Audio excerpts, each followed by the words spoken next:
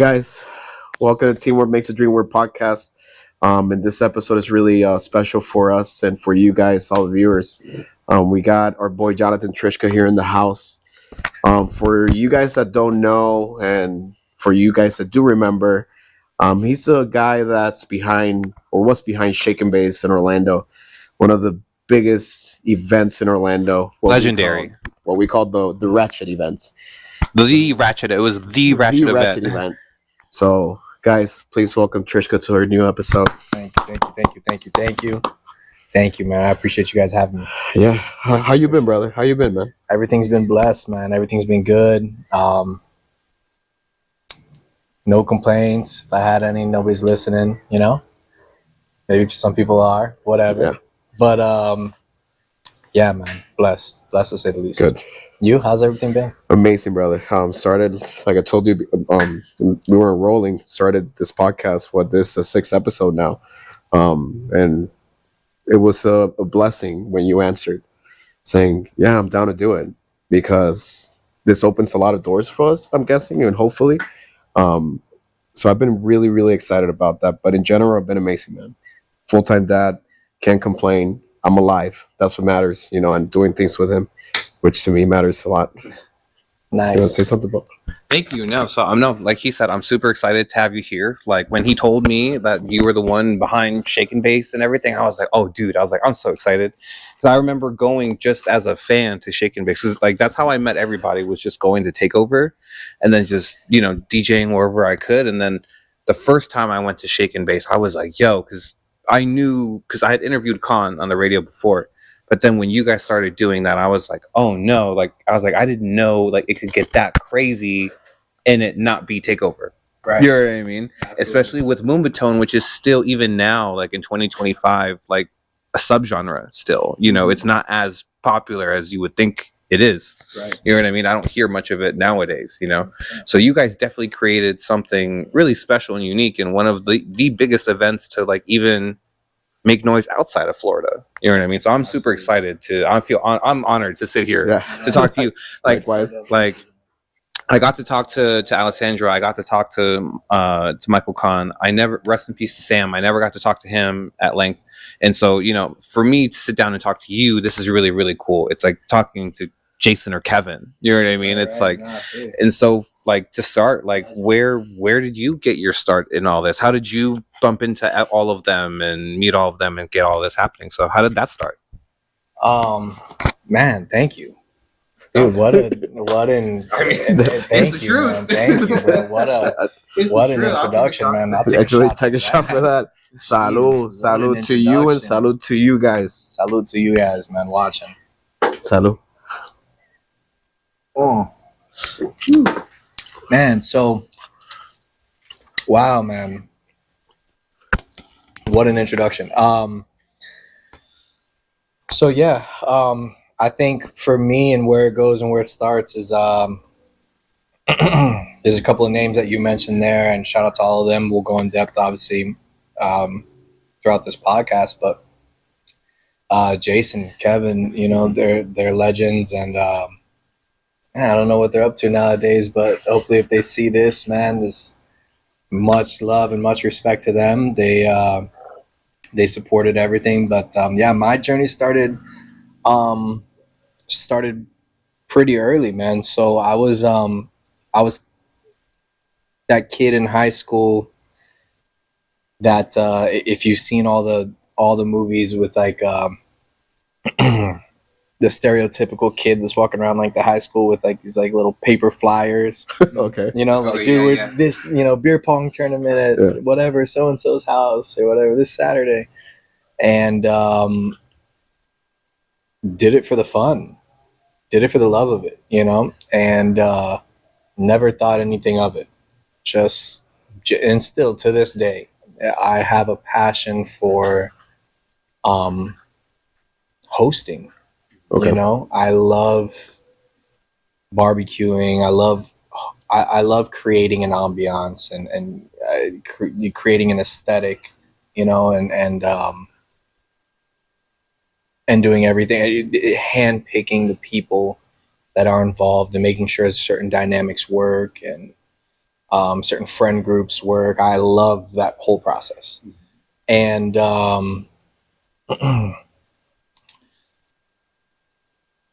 what started as obviously just loving that process when I was a kid, in high school, obviously we all have, our different little stories and everything like that. And just like anybody else, soccer team, I'm playing high school sports. I've got good grades. I got everything, but on the weekends, I like to hang. You know what I'm saying? Yep. As we all You did. play Of course. hard, you party hard and play hard. Absolutely, man. And so half the reason of me throwing the parties was like, I knew when people got there, I'm selling a bunch of weed. I'm selling a bunch of shit that, man, if I was an adult and got caught selling, which eventually, right? Yep. But you get caught selling, you're doing some time, but it's innocent and it's fun and it's all in a good time. But my whole story with events in particular started through a friend of mine named Mike Borges. He's a Brazilian kid from here, from the city, and there was a event called Sushi Factory. Okay. And it was on International and Kirkman, and there was a deal that they struck up with the pool section of a hotel, and they had DJ X Andy. Shout out to him. And there's, a lot of Brazilians, a lot of Colombians, a lot of like Russians from the city. We like all started doing that. And then Mike was like, dude, listen, pay $5 a head that you can get in here. Oh shit. Like I didn't even, I've been throwing house parties with 100 people in this motherfucker, should have been charging $10 each. Like, Right. I could have been, it was like a real aha, eureka moment for me, man. And that's how it all started for me. It went from there and it snowballed into some crazy shit. Do you want me to like get into the whole spiel, or do you have in between? Well, it's wherever you want to take it, but like, do you have anything you want to add real No, quick, Rafa? honestly, I'll be by all means. Yeah, go ahead, however Shane. you want to. Like, you don't even know, right? Like, No, seriously, that's however you want to break that up. Yeah. So, yeah, man. So it started with that, and then, I had a friend who, started a female oil wrestling league. Okay. And Oh shit. yeah, it was called Pin Princess. Okay. And I won't get into the details of that so much. I have an idea. Right, but we the whole push was to kind of give Girls Gone Wild like a run for their money. Okay. And it had all the potential to do so. It really did. And what this person lacked was like a cool factor. What this person lacked was like, this was an older person, right? And I don't know. I just had that spunk to bring to the table, for lack of better words. And they were like, okay, how do we get all the content that we need? This is before content was content. And it was just, how can we film as many girls oil wrestling in one day as we can?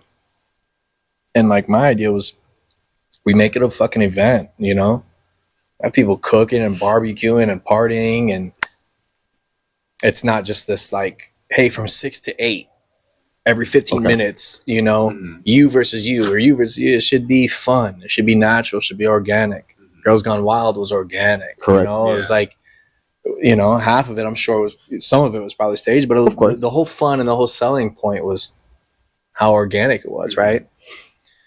So I was 17 years old. Oh shit. And that's how the best stories start. Yeah, I was 17 years old, and I was trying to, see how we can do it. And we ended up doing a do you know Mike Busey? Of course. So The Mike Busey Sausage from Castle. the Sausage Castle. Yep. Shout out So, to Mike Busey, Shout man. out to Mike Busey, man. If he ever sees this, he'll probably remember this was 2010, 11. I rented Mike Busey's crib, the Sausage Castle, Yep.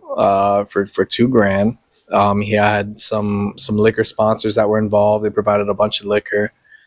We had some interns from Full Sail and stuff come through, and we set up shop. I mean, shout out to Mike Busey because he already had a following that was known for like debauchery, and he was the king of debauchery and all these things, and like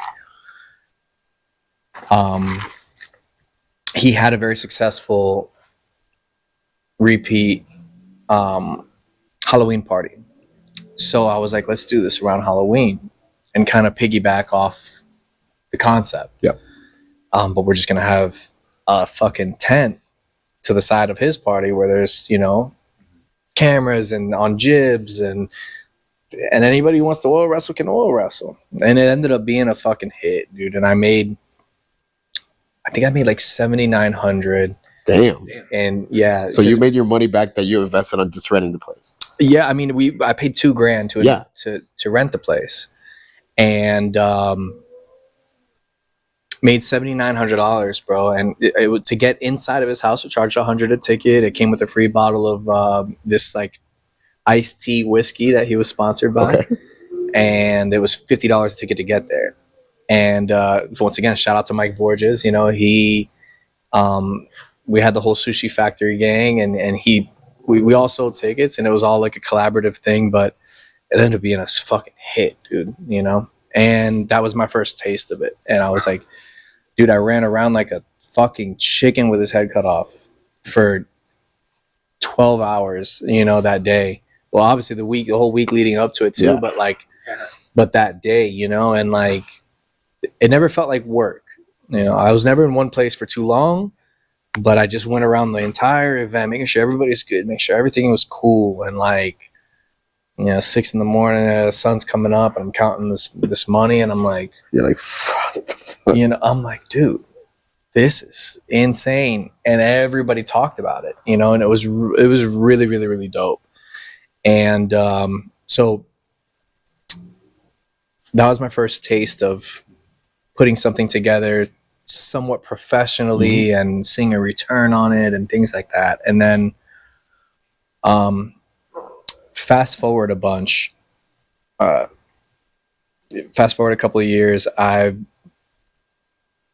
played with the one-off events, maybe biannually, and my big thing was like, I didn't want to spread myself too thin, right? Okay. By that time I had a reputation. It's like, if I invite you somewhere, it's going to be a great time. You know what I'm saying? It's going to be a great time. Just trust it. And it's worth every penny. And then after that Halloween party, it's like I had the, you know, I had the reassurance of my people. And then obviously there's so many degrees of separation. Those people tell 2 other people, and those 2 other people tell 2 other people. And then it kind of comes back to you. And this is before Instagram. This is before all these things. So really, like, word of mouth and all that shit is a really big deal. You know what I'm saying? Hindsight, I see the value in it then. I saw the value in it then as even young, and I see the value in it now. And I appreciate it for what it was then, and I appreciate for what times are now. You know, it's a little different now. It's different, you know. Completely. But back then it was like, yeah, dude, who do you know? How did you hear about this party? Yeah. Like, who texted you about this? Who are you with? You know what I'm saying? Like, you're not just showing up somewhere just to take a selfie to say that you were there and then leaving in an hour. It was like it was something. It was it had substance, you know. Even if it was debaucherous, it had substance and a following. Yeah, dude. And yeah, man, I don't want to rant. No, I mean, my brother, this is your time, man. Yeah, well, take another shot to that. Oh, blessing. Shit, you know. So yeah, man. So it went from that to me just doing, like, I only wanted to do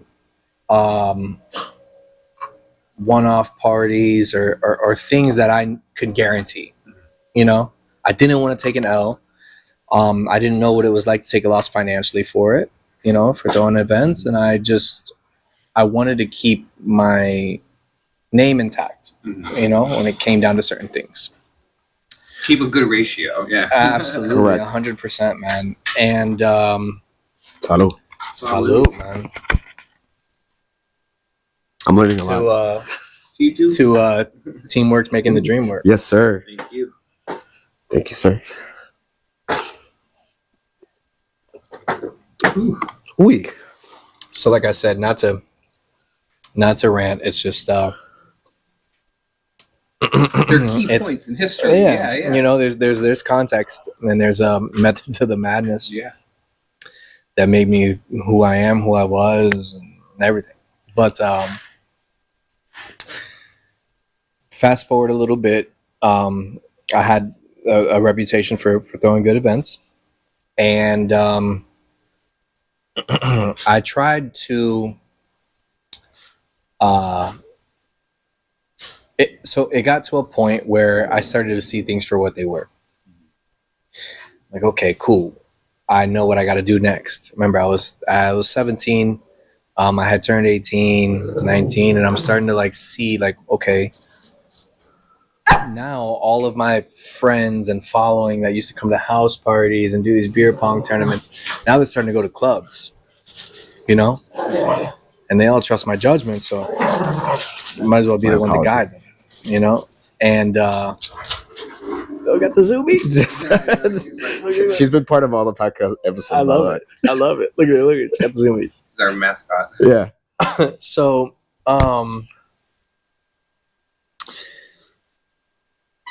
So pretty much, man, I started to see what was going on, man, and peep game, and I wanted in, It's like the Kings of New York. Yeah. Ever seen Christopher Walken? Yep. If a Nickelback gets sold in the park, I want in. Yep. I want in, bro. And I know what I got, at the fucking snap of a finger. And I don't mean that like in an egotistical way or like I've got control of things, but man, I've built a reputation. Snap of a finger, I could have 300 people show up anywhere, and that's pretty powerful, even nowadays. Yes. Oh, yeah, totally. And but back then, it was even harder. Even back then, yeah, there was a lot of value to that, and and I knew that at a young age, and I leveraged that, and I always grew up around older people in the sales. Both my parents worked in sales with timeshare, so it's like I worked and I grew up around like heavy sales tactics, right? And and just people in that realm, and I've always attracted that, and I had some mentors along the way. Okay. But I saw something and I wanted in, and I kept getting played, man. And I think Rafa can probably attest to some of these things. It's very different when you know your value and you know what you bring to the table, and somebody just shushes you away and they say, yeah, that's great. That's great. I know what you have. I love what you have. I need what you have. And I'll give you $2 a head for everybody you bring. They're going to pay $10 at the door, and I'll give you $2 of it. You know what I'm saying? Yeah. And I took that personally, right? And I really, really did, bro. And not in a emotional way, but in a competitive way. And I just knew. I just kind of started putting things together. Like I knew what it was. And right around that time, I started to kind of look for my own spot. Okay. I don't want to work any. So that was to give some context to things. No, thank you. Seriously. And I've known you for years. I did not know any of that, brother. So I appreciate that. And that's why we want to give the viewers here, man. We want to let them see the real person that's actually being interviewed. And I apologize to the viewers if they're looking for any quick answers, man. No, you gotta dig. That's where the answers are. You gotta dig. Yes, sir. I take my time, baby. So, I knew that I didn't want to do anything under another promoter. It wasn't my vision. It wasn't my feel. And what I brought to the table wasn't valued like how I value it, So I started to look for places that would give me my own night. And there was a club in Orlando called Element. Okay, I remember Element. Okay, so Element was an old club that had its time, and it shut down its doors and it reopened as Boss. Okay. Yep. On Pine Street. Yep. And the owner, Mayor, which still lurks around in the alleyways of downtown Orlando, probably nowadays. What was the place next door to it? BackBooth. BackBooth. Yep. Yeah. I was like, it was Boss. I was like, yeah. So Boss opened, and he gave me Thursday nights there. So at the time, the following that I had was more Sushi Factory and everything. It was tech house, minimal. And even at that time, being 18, I had a fake ID, said I was 22. And every weekend we were driving to Miami and going to space. Oh. It's not what it is. What it is now. Now it's like, like I said earlier, people go to space to take a selfie and then they leave. Like back then, it was a real deal. It was an experience. It was a whole thing. It was like an honor to be in there. Oh, yeah, like 100%, dude. And I don't want to say it's watered down. It's still very intense in space, but back then it was different. It was about the music and like I said, we didn't have Instagram. Yeah, and some of these things to like give you that validation of being there, or like back then it was like, oh man, Joseph Capriati's playing. Joseph Capriati wasn't this festival DJ Instagram name that you can tag and everything. It was just like you had to know who Joseph Capriati was. Be a follower, be an actual fan. You know what I'm saying? Yeah. And when you do that 3.5 hour drive down is worth so much more. Yeah. You know what I'm saying? And like whatever. So I knew I had to get my own night. I was presented with the opportunity to do something with Boss. And I started doing kind of tech house and minimal and that kind of grown and sexy shit. And like, even when you look at the pictures from back then, like now I was baby faced, wearing a dress shirt and a blazer and jeans and loafers. And that was the style then, though. Yeah. That was the style then, but it was a great experience for me. And, man, I went like 6-7 months strong there every Thursday. And I got the experience of what it was to maintain like a weekly and what it was about. And had a fallout. You know what I'm saying? I was undervalued. Matter of fact, I don't really care who hears it or like what it. We're really open here. Trust me, we're really open here, buddy. I don't really care about all that, but that the same gentleman that gave me the opportunity, Mayor, it was on his birthday.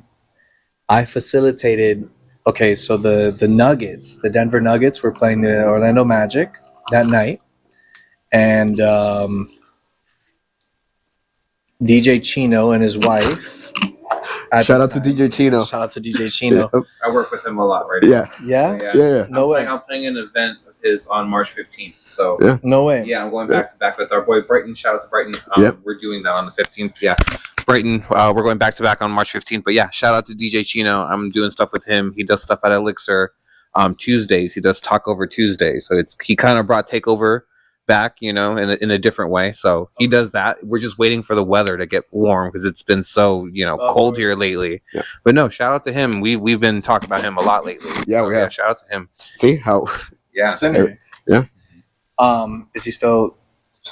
He's still running around. Well, no. I shouldn't inquire about his relationship status, but is he still married with? Oh, I have no idea. I have no idea. So his wife, for the obviously. For I the met sake her. I met. Yeah, if he's still married to the same, I met her once at Prosper with my girlfriend. He was playing vinyl, so then I think so. Yeah, he might be. If it's the same, and out of all respect, I only say it because I don't know. I generally don't know. I've been a little disconnected, but and I hate that I forgot her name, but she was a realtor at the time, and she was she had reached out, and I'm just giving her flowers where flowers are due.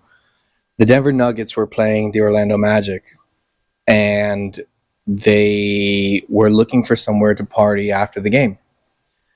And at the time, it was Carmelo Anthony, J.R. Smith, and I forgot who the third person was. But they were looking for a club to host them. And she reached out, and I was like, dude, absolutely. Like, of course. Yeah. You know? And it's like, I didn't do it with the same.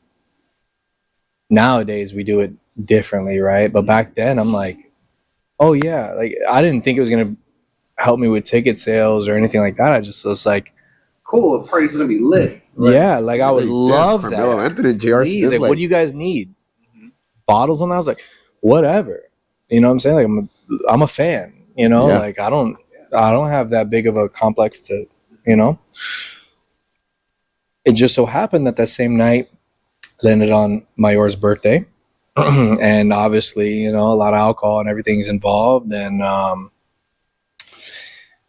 that night, there was at the end of the night, it's like 1:55, obviously, right a couple minutes before the doors close. And I had my girlfriend at the time working the door and working the register.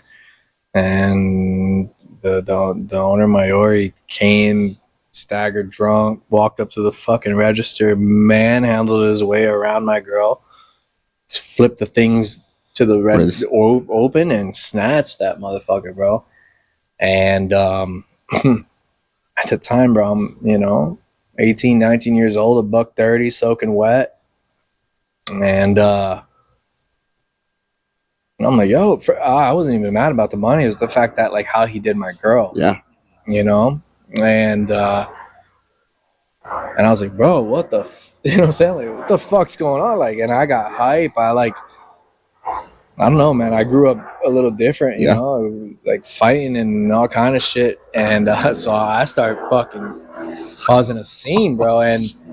And he grabbed this shit, and the two security guys pulled us apart. And I'm trying to get to him, and he's just standing there, and he tells me, bro, like, over all the bullshit, over all the sounds, he's like, do you think you deserve this? You should be working for Shots. Damn. And that would have sent me. You know, and, bro, and, like, you know, dude, I'm dealing with grown men and grown ass bouncers, bro. I'm trying to fucking swing, and I'm trying to fucking get over a motherfucker and try to land a clean one, and it ain't happening. You know what I'm saying? Dude's got me on their shoulders, a little boy in me, bro. Yeah. And I have my own story similar. Yeah, dude. Let me hear. Give me a story. Give me a story when you were ragdolled, man. Okay, so hopefully my mom's not gonna watch this episode. So the one time I played at Boss, shout out so this is a Boss story too? Yeah, so shout out to our homegirl Loren, to Orbor, to La Diabla, shout out to her. At the time I was kind of going through this, like, you know, I don't want to DJ anymore and people are fake kind of shit. And it was 4th of July, and I could pull up the picture. I have it on my computer. So long story short, we're there, and she convinces me to come out, and she's like, they'll pay us, and I'm like, yeah, they'll pay us, like, for sure. And she's like, you have my word. I'm like, all right, cool. And this is ironically how I met what's her name, Nora Stoney. If you know who that is. I do. That's how I didn't meet her that night, but that's Loren told me that's how she knows who I am, which I re-met her a few months ago at Stadium Club. Okay. And I was like, oh, hi, like, it's nice to meet you, and da-da-da. And so later on, I tell her, and she's like, oh, bro, she remembers you. Remember that? And she tells me the story. So anyway, this is how the story goes. So I show up, and she and I go back to back for like an hour and a half, and they only give us 2 drink tickets. So I'm like, okay, like, that's kind of whack. I thought you were paying us. Like, I thought, but whatever. And then as we're playing, the DJs behind us, they get a whole bottle. Like, they get, like, the whole chest and multiple bottles. And they're like, you can't have any. I'm like, okay, like, whatever. They were trying the fuck out of people back then. So I was like, okay, whatever. That's rude. But they only give us 2 drink tickets. So then I was 19 at the time. And so I was sending Loren across the street because there was the 7-Eleven across the street. Yeah. And so I would send her across, and she would go buy some Four Locos, and then she would come back. And when Four Locos were when they were strong, and my 19-year-old ass would blast them and then, go back in. And so we're DJing, whatever. And this is where the story gets really gross. And so once we finish DJing, they tell us that we're not getting paid, like, at all. Like, and mind you, the guys that they booked were playing, like, not that I hate breaks, but like, that's all they were playing. And at the time, LMFAO was cool and whatnot. Yeah. So like, we filled the room. It went from empty to completely packed. And then once the next guy started playing, it just, like, 75% of the people left. And so then right after, they're like, we're not paying you. And I'm like, dude, we filled the place for you. Like, what are you talking about? And we came out of this way, and, promotion, and I made the flyer and whatever. And so then that's when she starts running back and forth. I ended up getting so trashed, I started throwing up everywhere. I threw up. So how, like, the DJ booth is here. How, like, yeah, it was bad. So remember the DJ booth? If you're looking out the DJ booth, remember to the left there was like that one area where it had the stripper pole. Yes. Remember the steps? So I threw up in there, and then I ended up laying on the couch, and I threw up behind the bar. And then the owner got really mad. And he was like, why would you do this to me? I remember this. He was like, why would you do this to me? He was like, you're making people leave. And I remember getting really mad and being like, bro, people left a long time ago before I started doing this, bro. I was like, nobody wants to fucking be here, bro. This place sucks. And then I remember they picked me up and they tossed me out. I remember, like, landing, like, on the ground, like, ugh. And then he was like, you'll never play here again. He was like, you're banned. He's like, you're banned forever. And then my stupid ass I got up and I turned around, and at the time I started DJing at Makos next to Dragon Room. And so I was DJing there forever. And so then I turned around and I was like, you know what? Fuck you. I'm just going to go to Makos. And I was like, and Makos has still been standing. And I was like, and by the time that I get there, your ass is going to be shut down. And then, like, 3 months later, they closed. Like, oh, wow. So that's my story of Boss. That's my story at Boss. Like, because they promised 300, like, between me and her, because at the time, like, she and I were getting, like, popular because we were getting put on, like, those mini, like, little local festivals that they did at the time. And so then it was kind of like, and on top of that, I was like, hey, like, I've DJ'd there before. Like, I tried to get in that Senso with Nick, and I tried, yeah, Nick was a fucking dick. Bro, you're the first person to ever say that in front of me. Bro, I used to go to Senso every week, DJing at Makos, and being like, can I please play house music here? And I would literally, like, go to CVS, buy, like, the tub of 100 CDs, print my own, like, album cover, write the tracks, and be like, here, and here, like, and he was just like, fuck you. Yeah. Like, he'll never play here. Do you mind if I grab like, yeah, totally. For a second? Fuck Nick. Okay. You know what I'm saying? They grab the mic and say it right now. Oh, please. So at that time that I was starting, so a couple of my good friends that came from Sushi Factory were Chad Andrews, Sebastian Paiza, Loco Aragon, and, like, the people that were the and shout out to them, bro. They're still running heavy right now. And for a second they were signed to Tini and Guti, and then they moved to Ibiza as a whole collective and grew, and then opened their own label. And now they're still spinning in Ibiza and spinning in space, and they're still doing their thing, bro. And but at that time, that was like our guys. You know what I'm saying? Just like Gold Mob was probably your guys. Or it was like Chad Andrews was like our guys, bro. You know what I'm saying? Like whatever. And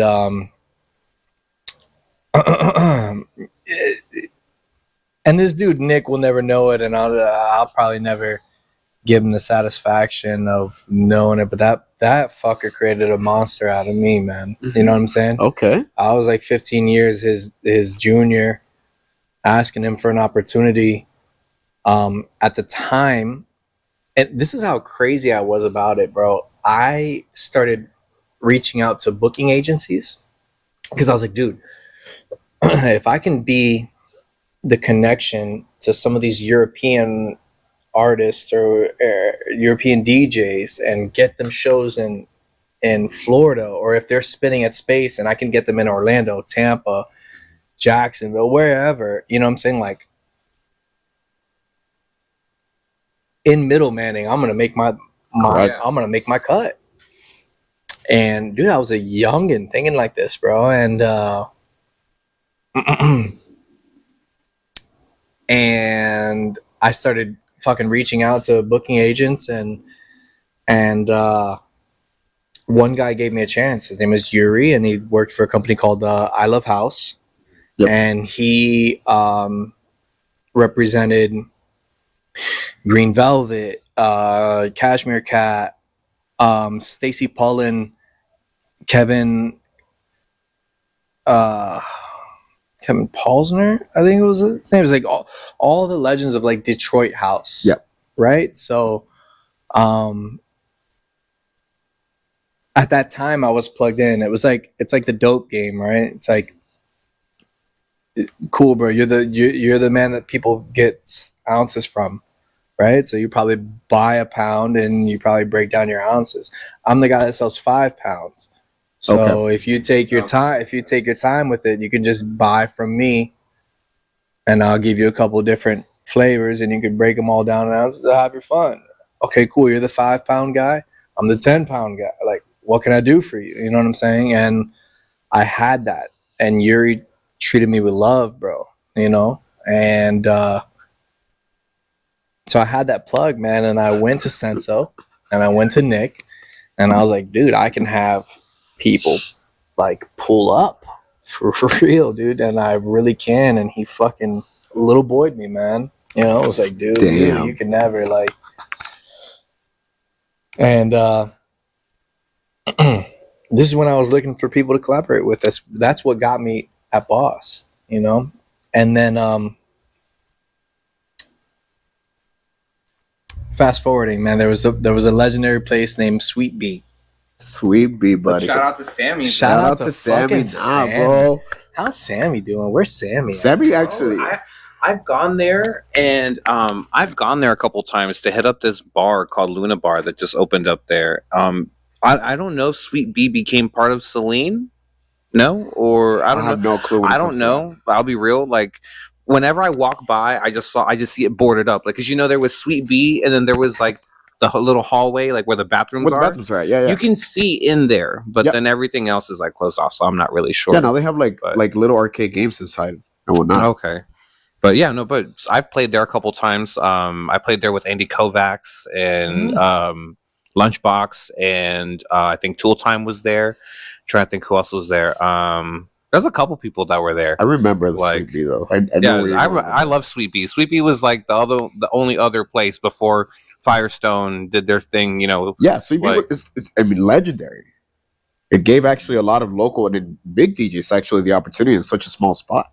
Mm-hmm. And it was actually the spot. Some of the ones that I mentioned, you know, Chad Andrews, Randall M, Sebastian Pais, Loco Aragon. Yep. Like once again, shout out to Sammy. Honestly, really familiar to me. Yeah, bro. I mean, he had a run. You know, there's a lot of guys that had a run, but Sweet Bee. I think Sweet Bee was the venue that showed me that you can do more with less. Yes. you know. Yeah. And I think at that time I was so invested that some people go to the club to escape their problems. Some people go to have fun, meet up with their people. It's social. Bro, I would go as if I was on a fucking mission, bro. You know, I would go, bro, I'm asking people what the capacity is. What's the capacity? 111 people. 111 people. Okay, I'm doing math. You know what I'm saying? Like, I got like obsessed, you know? And so shout out to Sammy. That inspires me to be a little more obsessed with it, honestly. And the crazy part is, like, bro, like I said, I was a jit, man, you know, 18, 19 years old, bro. And man, and back then too, that shit's crazy. Yeah. Back then it was dead serious, bro. And so crazy, man. We've been doing all this time. I haven't even got to shake and base yet. It's okay, brother. Thank you. Thank you for thank you, honestly, brother. Thank you, bro. Bro, listen, the viewers want to see this, and I'm actually really intrigued because I've known you for years. I did not know any of this, bro. Yeah, man. So there was a start to all the craziness, man. And it all makes sense now. Yeah. It all makes sense. It all makes a lot of sense. So you know, you had these people like Nick, Diesel, Gene, wearing, you know, club holds a whole whopping 38 people, you know, and like you're just trying to drag your nuts across the fucking city like you fucking run shit. He had some connections to like what festival was happening in Mexico back then. It wasn't the Baja festival. It was the something. He was an investor or something or whatever. So he was just whatever, you know. But I remember he had his signed picture of Carl Cox on the wall. Fiesta, I remember that. Yeah, bro. Like, yeah. Dude, man, listen, Fede LeGrand, I'm not, whatever. Fede LeGrand came to that shit like twice in a row, and I watched this dude just fucking ride him, dude. Just, what do they say nowadays? I'm getting older, but is it glazing now? Yeah, glazing. Glazing that boy. Is that what they say now, glazing? Oh. Yeah, I don't know, bro. I guess is what they're saying, but yeah. I don't know what Nick's old ass is doing nowadays, but He's trying to open a new club on Night Drive. Night Drive. Oh, that's cute. Like a pool, have a pool cabana kind of thing. No, I need to shop for this, brother. And listen, hey, I'm not a hater, man. No, but still, to Nick, man. To Senso. Fucking yeah, not even Nick. I'm sorry, man. To Senso, that gave a lot of my friends a good opportunity and inspired me to do better. Me too. That's where I met Laid Back Luke. That's where I got my start. I snuck in to meet Laid Back Luke. Laid Back Luke back then was crazy. That's when he dropped the Show Me Love and fuck. Don't get him started on Laid Back. Don't get me started. Please, I'm don't. on his comments. Like, oh yeah, they're amazing guy.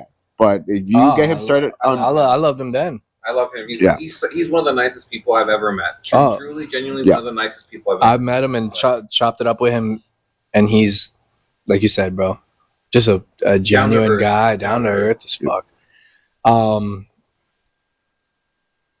Fast forward in a little bit, man, like getting past all this shit.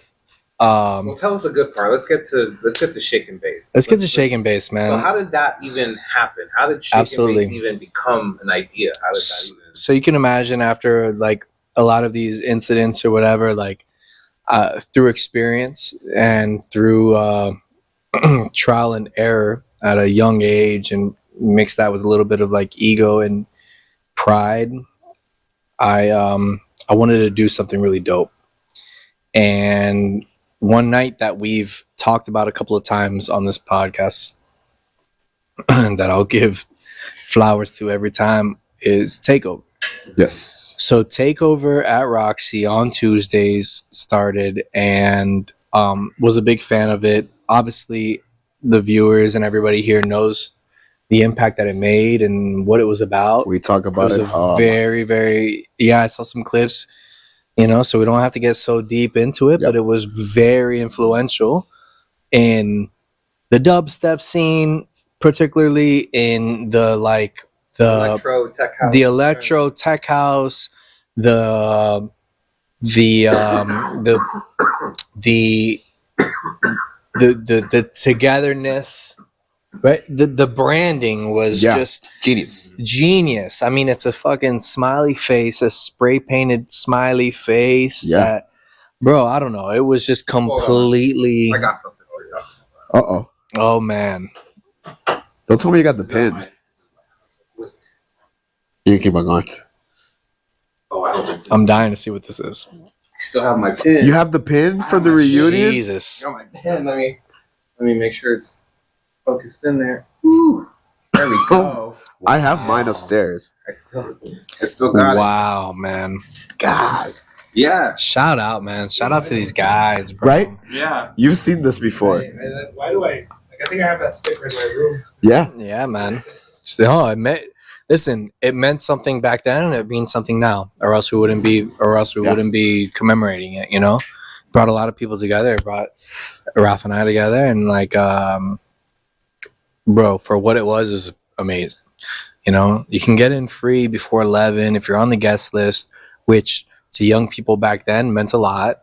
You know, motherfuckers were chugging Four Locos in the fucking parking lot, Yeah. ready to party. You know what I'm saying? At That's how it 11, was. and it was the real deal. It was fun. Because it was the $4 for OEs in the tub.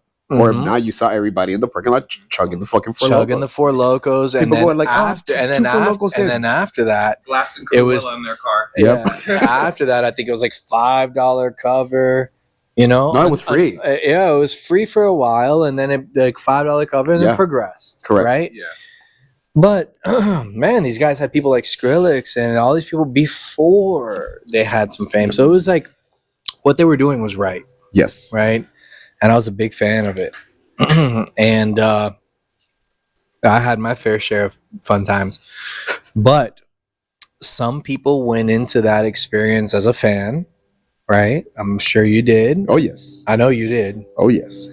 And like other people like myself, like I was halfway. now that I gave you some context, Now I'm wondering how you saw that. Cause when I saw it like, bro, this is awesome. This is genius. You know what I'm saying? And like, I just kept trying to figure, like, not figure it out. I went and I enjoyed myself, Yeah. but like, I needed to know, you know, like, so I went in there like observing, and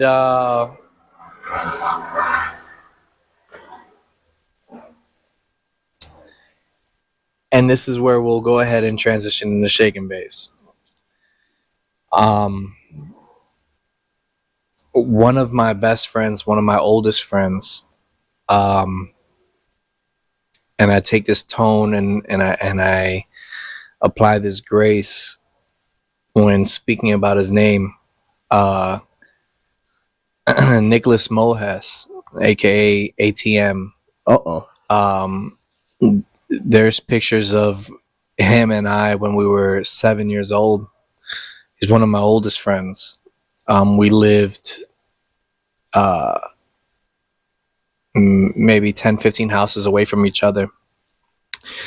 And I used to fucking sleep over his house and watch wrestling and play Donkey Kong on 64 and like Damn throwbacks. our parents were really close. Both of our dads were businessmen. Like both of them bounced ideas around and try to make things shake. And like our moms were cool. He would come stay at my house for like nights on end from Friday to Sunday. Even if he wanted to leave and go home, it was down the street. You know what I'm saying? It was one of my oldest friends, one of my best friends, man. And God bless his soul, bro. Passed away a couple of years ago, and that's the topic we'll get into. But woof. I forgot what I was going with everything, to be completely honest. You were talking about Takeover. yeah, how Oh, take over the- so I got to give credit where credit's due. My first introduction to Moombahton was with Nick, and we were driving down 192 in Kissimmee, and he played me a song by Anger Dimas Oh, that was slowed down from like 120, 128 to 108, and told me that, you know, this is called Moombahton. And my thoughts were,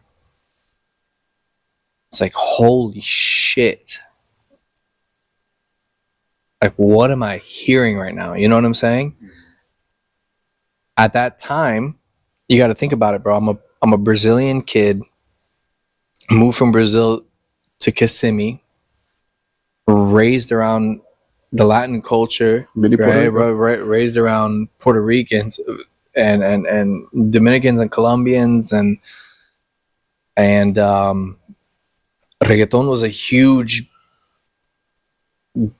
thing in Kissimmee, right? But at the time, I was pushing tech house and minimal and all this like bottle popping, just kind of like, you know what I'm saying, Yeah. whatever shit.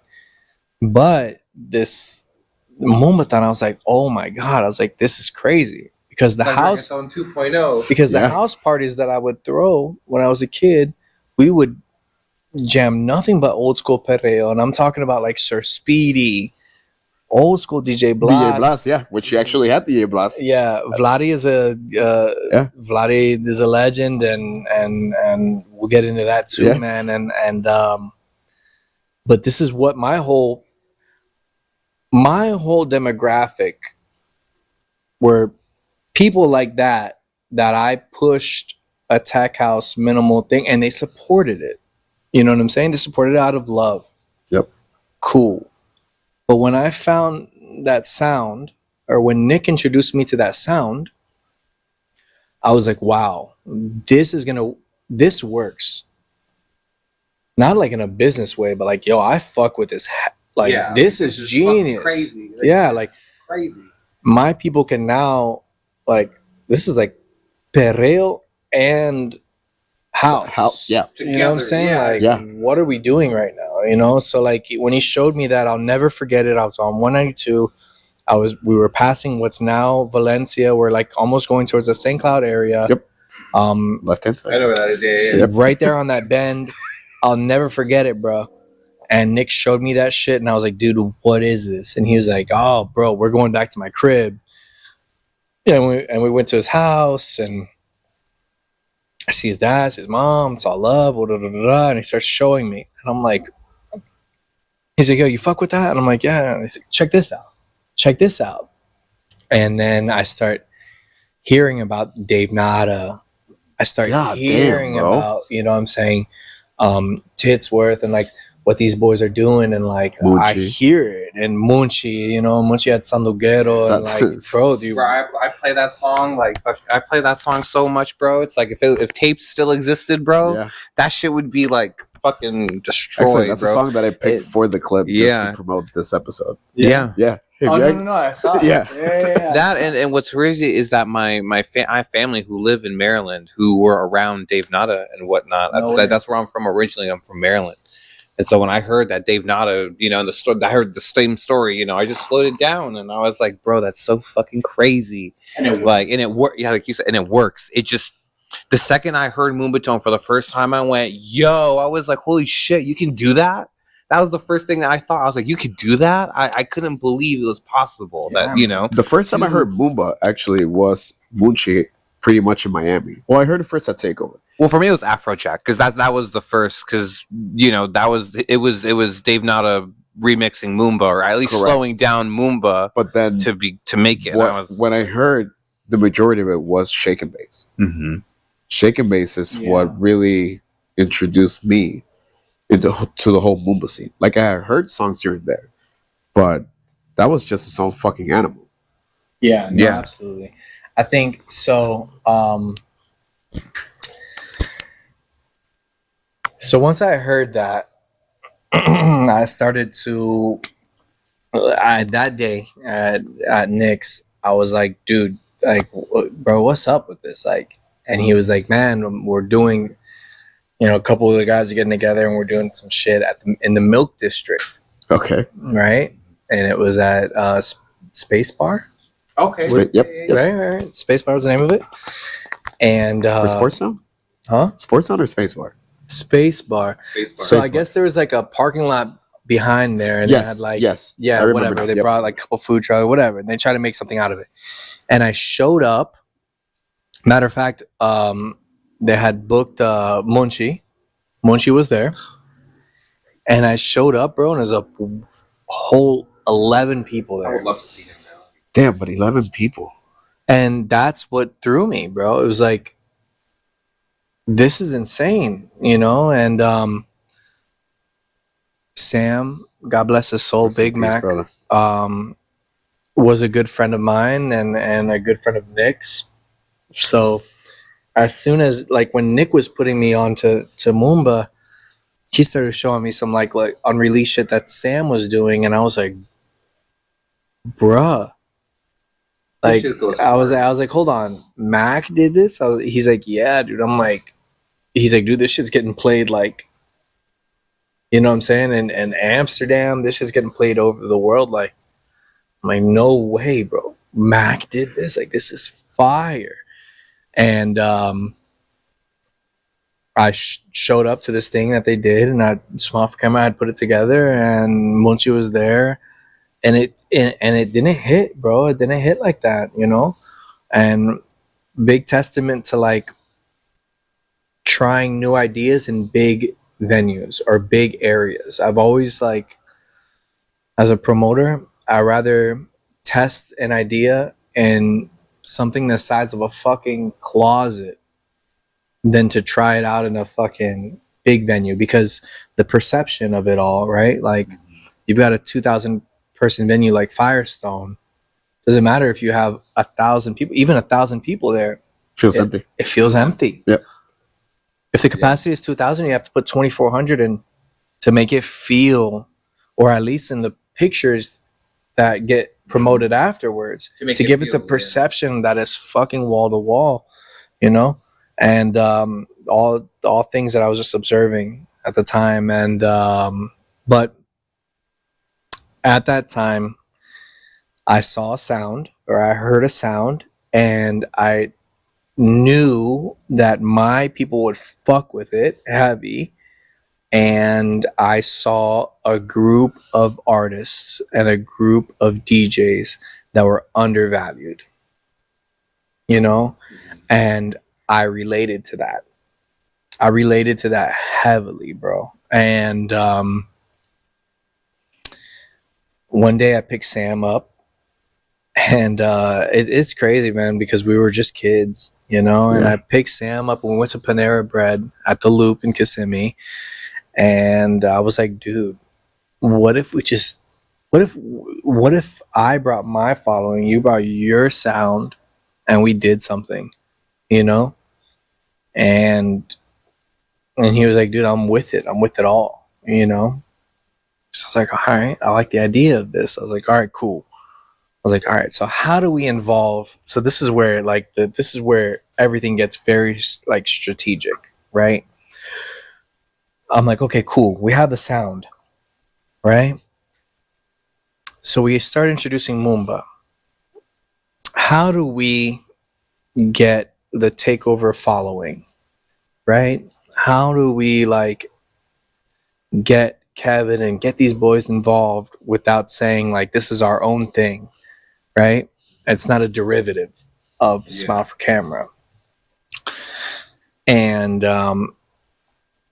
Sam was like, well, you know, we have the another big advocate for the sound, and another big like pusher for the sound is Michael Kahn, baby. you know, big fucking shout out to Kahn. Kahn, we've been trying to get a hold of you for the longest time, by the way. I'm gonna Big, go downtown and just grab Yo, seriously, no answer. I'm gonna bring his out. I'm gonna drag his ass if I need to. He was the first person I ever brought to the radio. Man, listen, what, man? You I know, think Connor's actually listen, the most known person in Orlando. are we talking about legends, or are we talking about legends? Like, Right. what a fucking legend, you know, Seriously. and a humble one at that. Yep.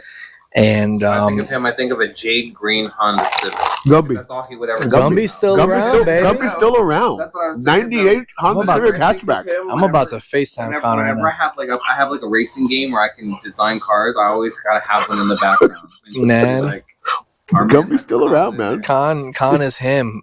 And at the time, especially, bro, you're the guy with the camera. Yeah. Like, You're the guy with you're the guy with the camera. Like, you're the guy that's telling people, hey, grab her, hey, lick her face. Wow. You know what I'm flash saying? literally to the And fucking it- camera. and it- This is iconic. Is this His okay, It was like, his face was associated with that logo. mhm. People just like thought that Mr. was Riot, just like hey Mr. Riot, Yep. Rob, just like Jay Mr. Right, you know? you know, like Matt these are influential people before there was influencers, you know. And so I was like, okay, we got to get Khan involved. So Khan was like, yeah, dude, I love the Moomba movement. I want to transition from being a photographer to a DJ. So I'm like, bro, we'll give you that. It's not like we'll give you that, right? Like I had the power to give him that. Absolutely not. Like, hey, let's try this. Let's try this. Let's make it work. And we're all going to have patience with each other, you know? And then, you know, we're thinking about the third person, and Sam's like, dude, I know this girl, you know, Malice, man, Alessandra, and Shout out to Malice. and shout out to Malice, man, and Shout out to Ivor too. Yes, they sir. be down in Listen, California. They do it. They just had a face to face. I forgot what venue, but they just did a face to face in somewhere in LA. Like Ivar's a crazy. motherfucker. Yeah. Listen, Ivar's a motherfucker, dude, and He's a hero of mine. man, love him, love his sound, love his whole energy, bro. That cool, calm, collected. But the music is completely fucking- different. He's the nicest dude ever. His music, bro. Oh my Dude, what god. a gangster, bro. Like, I really, really, really love that kid, man. And so he mentioned her, and I didn't know anything about her except for what I heard at the Milk District at that event. So it all seemed to kind of have some synergy, right? So I'm like, all right, cool. So Khan is going to be the photographer, opening DJ. He'll bring the smile for camera people. Alessandra will be the female. Yep. You know, brings I don't want to say like sex appeal, but you know, brings that kind of like equality. And it's not like three guys DJing. It brings the, you know, It also gives women a space. it gives women a space, and she like, and we'll go deeper into that and like the role and the dynamics that she played later. But like, everything seemed to kind of make sense. And he's like, and Sam was like, dude, I'll introduce you to everybody. So then, boom, we set up a little meeting, and I bring everybody together, bro. And I'm like, guys, like, we have a sound, you know? Are you guys getting tired of fucking getting paid $1 a person that you bring? And you guys are the fucking party? Like, you guys are the sound. Are y'all tired of it? Because I am. You know what I'm saying? Like, what are we doing? Yeah. And everybody had the same reaction as you guys do. It's like, yeah, dude. And I know you relate to it too. Oh, yes, sir. You know, and it's like, so we all sat there and we all like thought about it and said, all right, cool. So what do we do? And I'm like, listen, this is what I'm willing to do. And at that time, I was in a good position, legally or illegally. I was in a good position to just be like, listen, I'm going to fund this thing. Yep, I remember. 110%. You know what I'm saying? But I want this to be all of ours. So I don't care about returns like that, you know? Mm-hmm. My 30-plus-year-old mind now would be like, hey, you know, if I'm putting $1,000 in to make the operational costs of this are $1,000, anything over $1,000, we split, whatever the case. Back then, I didn't give a fuck. You know what I'm saying? This is my chance to give everybody who shat on me a middle finger, bro, for real. And you definitely did that. I mean, you know that, but I yeah, reconfirm to you. You definitely did that. Like, say it to the mic. You did that shit. Thank you. We're gonna, man. Let's take a shot of that. You know what I'm saying? Shout out to everybody who doubted him. So, man, damn, it took a fucking Took some time to get here, but here we go. So, long story short, man, we were all hype, you know? And I started breaking down the numbers. I'm like, guys, if we do $10 a head, 400 people, it's $4,000. You know, I don't have. There's a couple different ways we can do this. I could be the promoter. I could pay you $100 a piece. You $100. You $100, and I could keep all the door. But that would make me like everybody else. Do you all agree? Yep. They're like, yeah. So I'm like, okay, so this is what we're gonna do. I want 25%, 25%, 25%, 25%. It makes 100, right? Cool. And we can find the dopest acts and we can find the dopest people. I'll fly them out here and we're going to fucking do this shit. You know, don't worry about anything else. We're going to split everything 25% each. They're like, all right, dope. Like, this is what we're meant to do. Like, this is it. So after that, we started doing some venue hunting, right? And we started looking for different places to do it. And shout out to Adam from BackBooth. Yep. Khan facilitated that. And I had a couple places that I was looking at. And everybody had a couple places, right? But Adam was like, listen, I would love if we would be the home to whatever you guys are building. We didn't even have a name for it yet. But I'm curious. I mean, I know where you got it from, but like, the idea is so fucking genius. Like, oh my god. Like, look, here we go. Like, look, bro, I'm not the person to sit here and take the credit, man. You know, I think in that group chat, Ivar was him. Really? damn. I think so, bro. And I'm almost willing to like bet it was Ivar. And at the time, there was different parties going on in different places, right? So we started to look at some of them.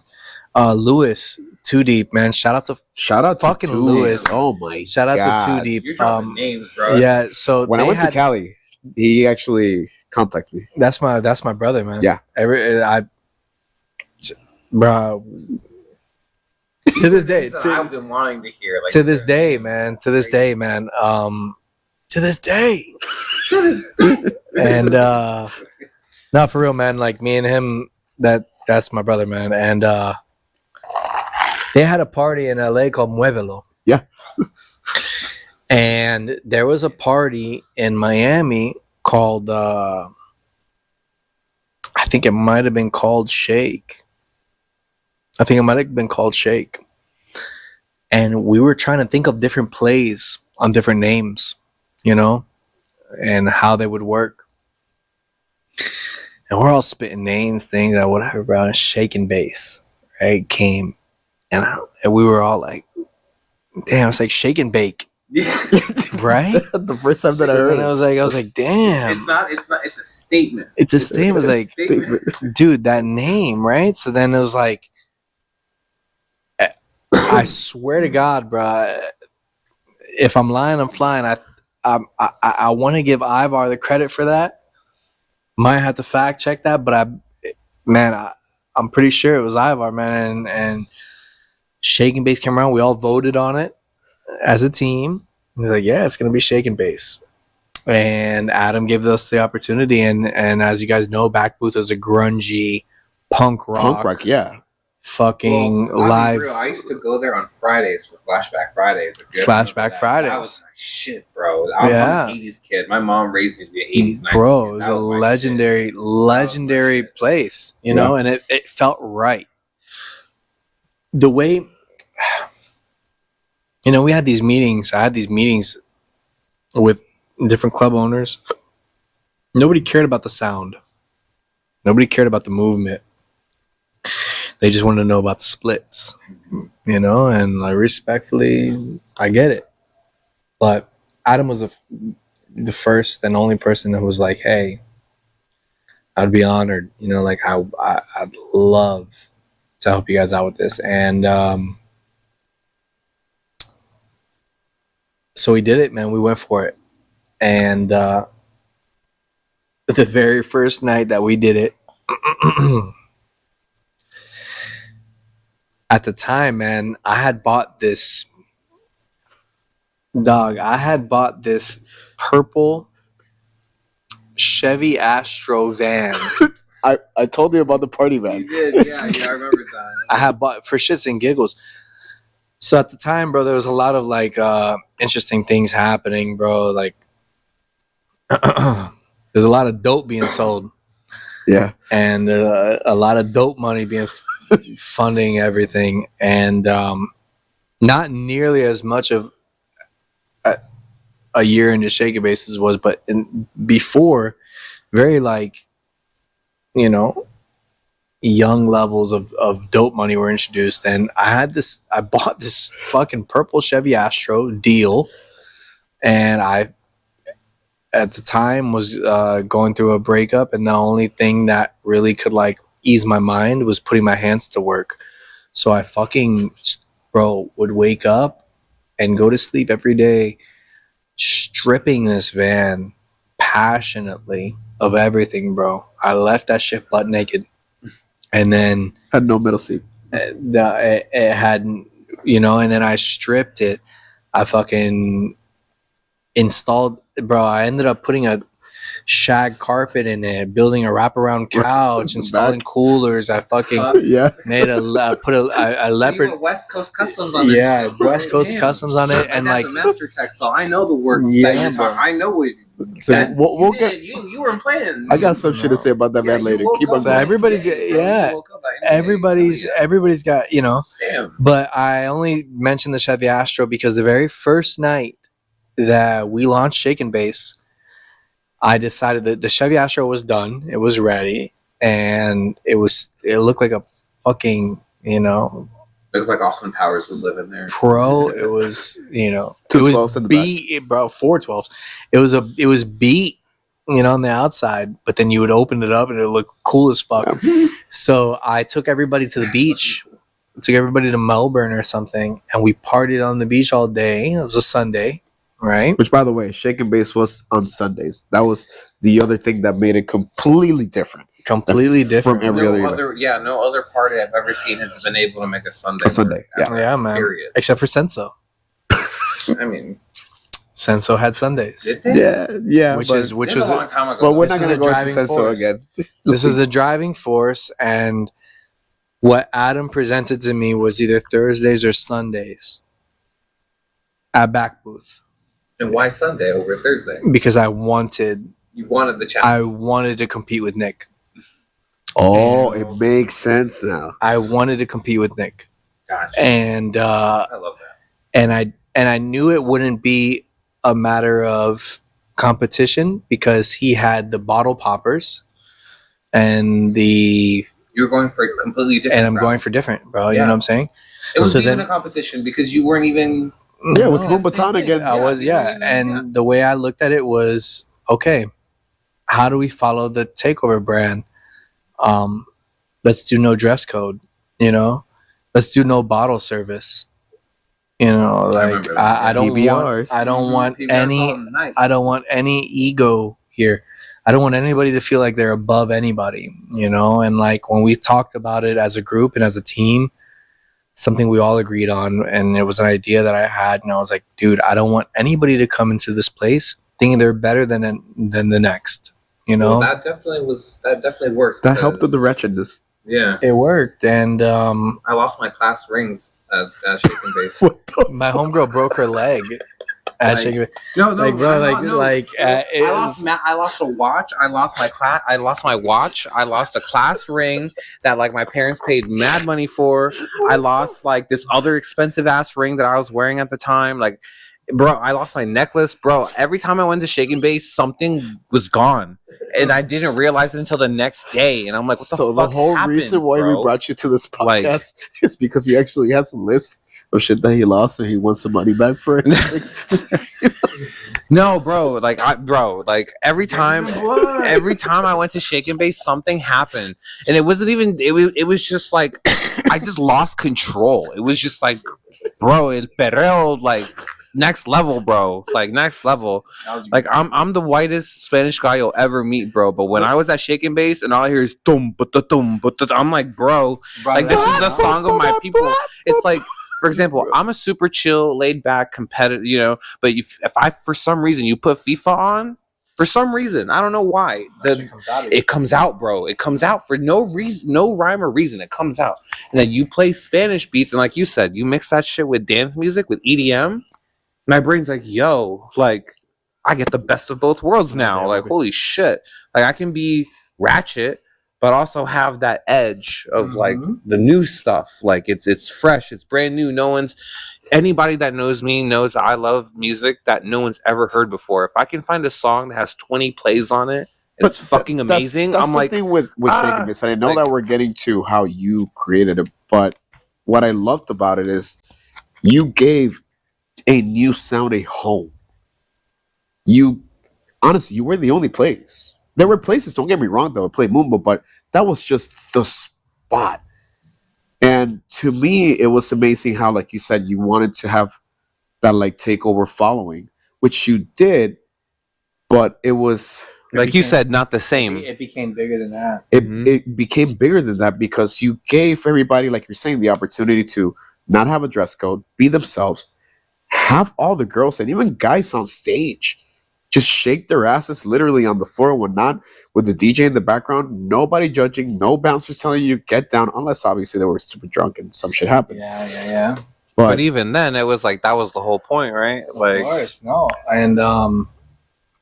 and like to get down to the nitty gritty, man. We had our we Khan nicknamed it the Grape Van, you know, and that, I think that was a reference to Workaholics because they had the, you know, RAPE van and the Workaholics, and I think they spray painted a G in front of it and they called it the Grape Van. Yeah. And my shit was purple. Yeah. So it worked.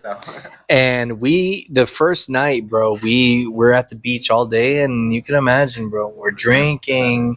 After the beach takes it out of you, bro. We went from the beach to battery? Sorry to interrupt. Sorry. It's still at night. The battery's at 95? Bro, I can see it from here. The shit is still. All right, cool. Oh, we got. Oh, beautiful. Sorry. Yeah, no, seriously. But, so I thought boom, about that damn, too. I can't believe it took this much time to get to the day one of Shaking Bass. It's fine, my brother. I'm sorry, y'all. Don't be sorry, brother. I mean, this is a special episode, bro. We've been looking forward to seriously, this for a minute. Man, I appreciate that you guys are so interested in it, man. It is a beautiful story then, and it's beautiful. Listen, bro, it made such an impact on so many people's lives, bro. DJs and fans alike, bro. Salute to that. Yeah. Salute to that. And I say this with a heavy heart, bro. Salute to that. Salute I'll to be that. real. I'll be real. Like, if you don't mind me saying, like, I'll double this one down for Sam because I never met you, bro. But like, you know, you inspire me to this day. From my perspective, when I was coming up as a young DJ, I saw guys like Nick, guys like Jeff Kenny, guys like Matt Denuzzo. Oh man! Shout out to Matt Denuzzo. Yeah. Doing great for himself. Oh yeah, Matt Denuzzo. He's awesome from what he's playboy. What a stud. Yeah. What a Look stud. who the fuck is talking. Yeah, like Look who's talking. I mean, Well, nah, Matt Denuzzo, man. Matt Denuzzo. Matt Denuzzo's out, and so Him and I follow each other, and every time I see him, I'm like, bro, you're him. I might not get the same energy reciprocated, but I'll give flowers where it's due, man. Seriously, Matt Denuzzo. He helped me a lot. Good looking kid with the crazy aspirations and the crazy vision, and fucking man, he did so much for the city. Evolve Group, Mike Grinberg, and Eric Arroyo. Yeah, Eric Arroyo. What? Yeah, bro, I got names too. Yeah, what? Yeah, man. They all did a lot for the city, but they helped me a lot too. We had our own little problems in the beginning. Yeah, when they decide to do the evolve or die. But in general, but me coming up, dropping all these names, right? I was coming up and seeing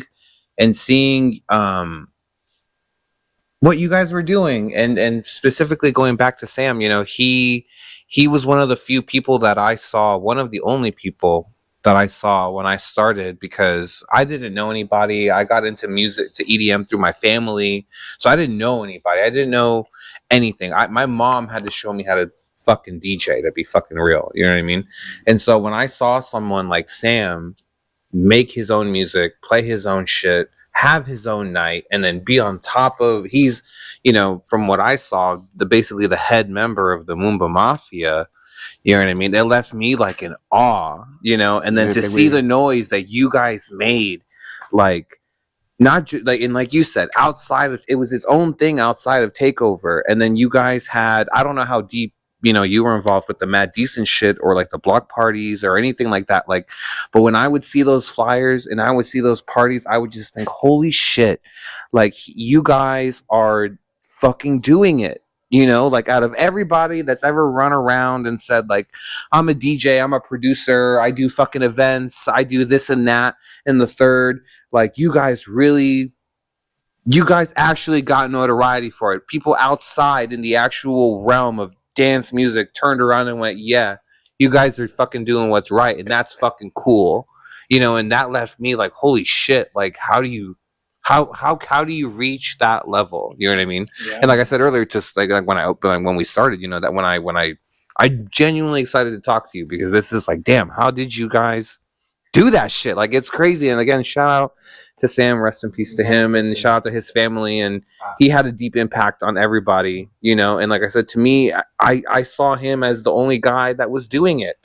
He was the only one who was genuinely putting fucking shit out, doing shows, and having a good time. Anytime I ever saw him in the building, he looked like he was in a great mood, regardless. Always. I don't know anything about him, but all I knew was that he looked like he was having a great time. People were always happy to see him. Loved him. And still love him. You know what I mean? And it was just something that I've always aspired to be. You know what I mean? And to see what you guys did is crazy. And it's just like, I don't even know where I'm going with that, but I just want to let you know, like, you guys did such an amazing job. Like, you guys did deserve like your flowers, brother. Yeah, like, an amazing, like, crazy, bro. It's like amazing.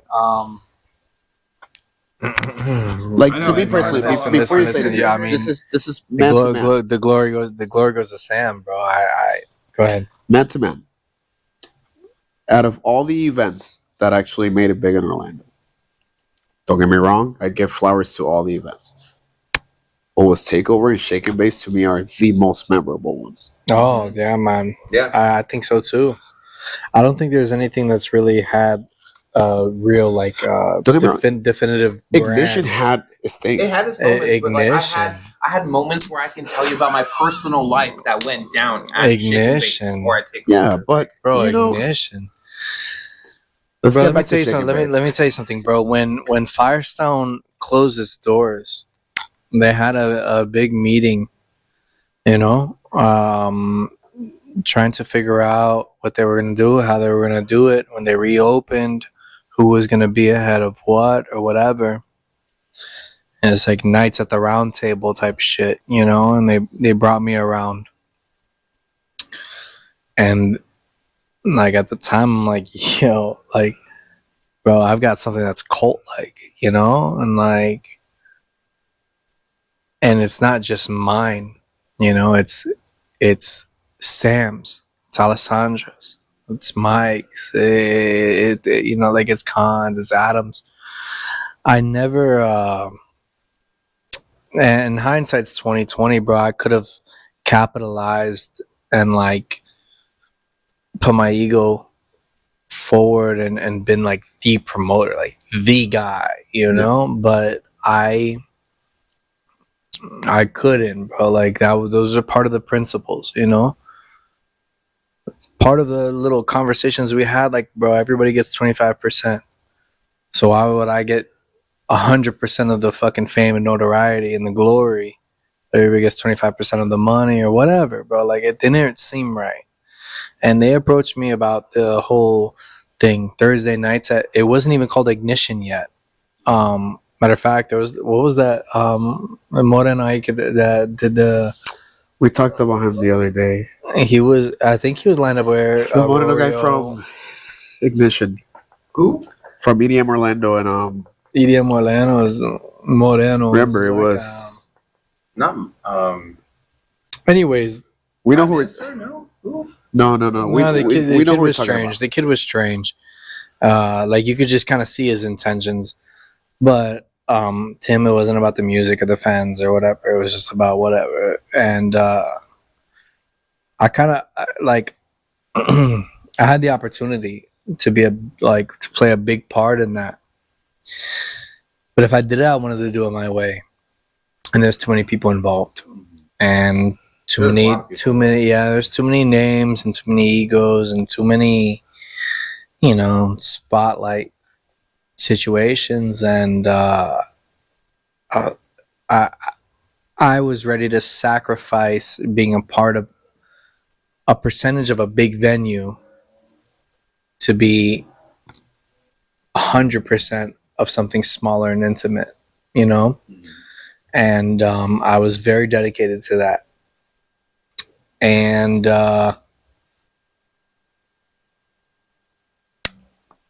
fast forward a little bit, man, we had the grand opening of Shake and Bass, and it was a success. Yes, sir. It was a success, man. Thank God. Memories made that shit. Man, thank God. And it debuted July 29th. And it was a good time for everybody. And at the time, I was thinking about it like my old mentality, like, biannual parties, maybe quarterly parties. Like, okay, we need to have a good act once every 6 weeks or once a month. Okay. Like, we need to have that, so people have things to look forward to. And this is where DJ Blast came into play. Never gonna forget that night. And so, after the first few like successful events, depending on your definition of success, right? Like, I didn't need the money. I was very well off. So whatever we made, like, I was like, yo, all of y'all split this shit, 3 ways. Don't worry about my fourth part. Like, I'm good. I'm great, Bro, I love and that like, shit about you, once bro. again, teamwork Every makes the time you dream say work. that, bro, that gets me hyped as and fuck, bro. no, I mean, listen, bro, how do you incentivize sales in any type of situation, right? Like, sometimes like you have to be the martyr, and like, it's not even like that you have to be the martyr, but like, bro, incentivize your people. Like, it's the exact principle, and that, put a chip on my shoulder. I felt like I was undervalued. Like, nah, bro, I'll sacrifice my cut for you fuckers. Like, we're doing this shit together. Teamwork makes Do the I dream do work. I need it? Like, do I need these $400? No, Not at those times. no, bro. I just sold a whole bunch of dope and made $8,000 this week. Like, you're I don't wanna tripping, say it, bro. Like, you're tripping. Like, I'm good, dude. Like, we're straight. We're good. We're in this together. And like, and it was very incentivizing, right? So everybody started bringing their people around. Everybody started bringing their resources around. So that's how Mad Decent got involved, right? So Sam said, dude, like, I can get Mad Decent involved. Let's do it. Bring him along, bro. Like, who do I get on? I was a salesman, Who do I got to get on the phone with? Boom. Like, and that's where I started talking to people like Dirty South Joe, that's where I started talking to people like Wes, like Diplo. And I knew you were gonna be like, and like, yeah, man. and these are people that wrote blogs about our shit within 90 days. Yep. Within 90 days of Shake and Bass coming alive. And you got to think about it. Every week we had Michael Kahn putting pictures out that had on the right side of the pictures the Shake and Bass logo, and on the left side of the pictures the Smile for Camera logo. And slowly but surely that mixture, right, and that formula organically started to work its magic. And people like Wes, people like Diplo, and like I love that you know him by his first name. That's so like, man, like no, he's Really? he no he's Geeking out over here, bro. he gave me my he gave me my flowers when I was probably too young to really recognize it. And at that time I gave him his credit where credit was due as well, man. And like where there was love, bro. And like they really helped put us on the map. I mean, there's no better stamp, right? Matt than Decent. at that time Oof. than Matt Decent, right? We're pushing a sound that was very similar, and we're competing with U-Haul and DC and Titsworth and Dave Nada. And although theirs was a monthly, fuck, dude, you know, we're packing it out on a weekly, and like And was every dope. Sunday it got bigger and bigger and bigger and like Yeah. So the grand release was July 29th, August, September, October. We brought Blast, and like we had plans on bringing Monchi. At that time, I think Monchi had some very political style revolt booking issues. You know, I don't think it was about the money. You know, I think he's just one of those people that knew he had a responsibility to the sound and stepped to the plate as a martyr, quote unquote, and felt the impact of that in the future, right? Like it's like, you know, it's like the Little Uzi Verts, or you know, David Heartbreak said something to that effect, that you know that it wasn't cool that people didn't support him through that. Man, and shout out to David Heartbreak, bro. Like David Heartbreak came, he was one of the first people at Shaking Bass too. Yeah. Like and he was an older cat and gave me insight, you know. One thing that I really appreciated is like everybody that I flew out, you know, and everybody that did the show, whether they did it for free or they got paid or whatever, I would always make it a thing to where they chilled in Orlando from Friday to Monday. You know what I'm saying? I'll make sure you have a place to stay. A lot of people stayed at my crib. You know, Swizzy Makk, DJ Nate is like, Nate is like, bro, the whole Brick Squad movement, Jersey Club movement, like a lot of people stayed at my crib. Damn. And at my crib, bro, I had a fucking pet lemur, a ring-tailed lemur. Yeah. I had a fucking, you know, I had a Brazilian flag and the- Brazilian flag, an 86 Monte Carlo on 30s.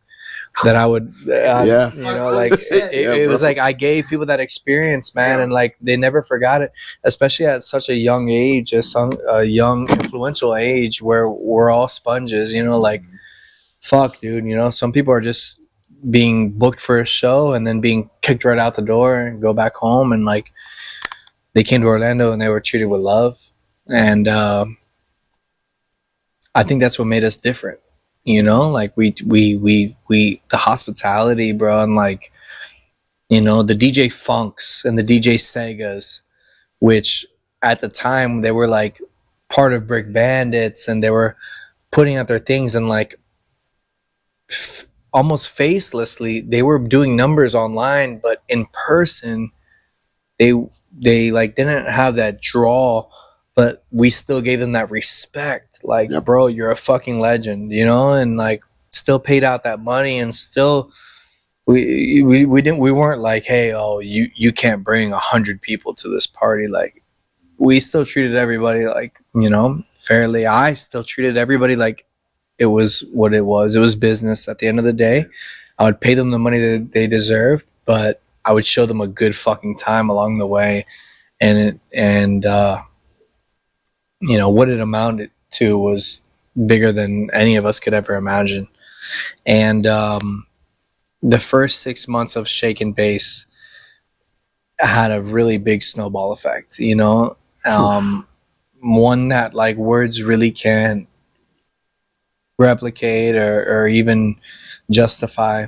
You know, it was beautiful for what some people were trying to accomplish in their individual lives and their careers, and like what some people like myself were obviously trying to accomplish in my career as well, but like what my pride was on the line for, you know, and like I was ready to risk it all for. And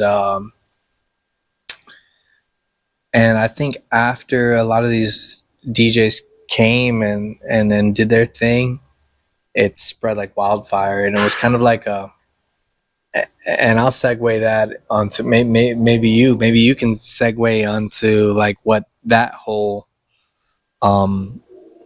movement was like after the first few months and what it became. Listen, I'll be just a little backstory to that. The first time that I met you, I was actually at a Mike Busey pool party on 182.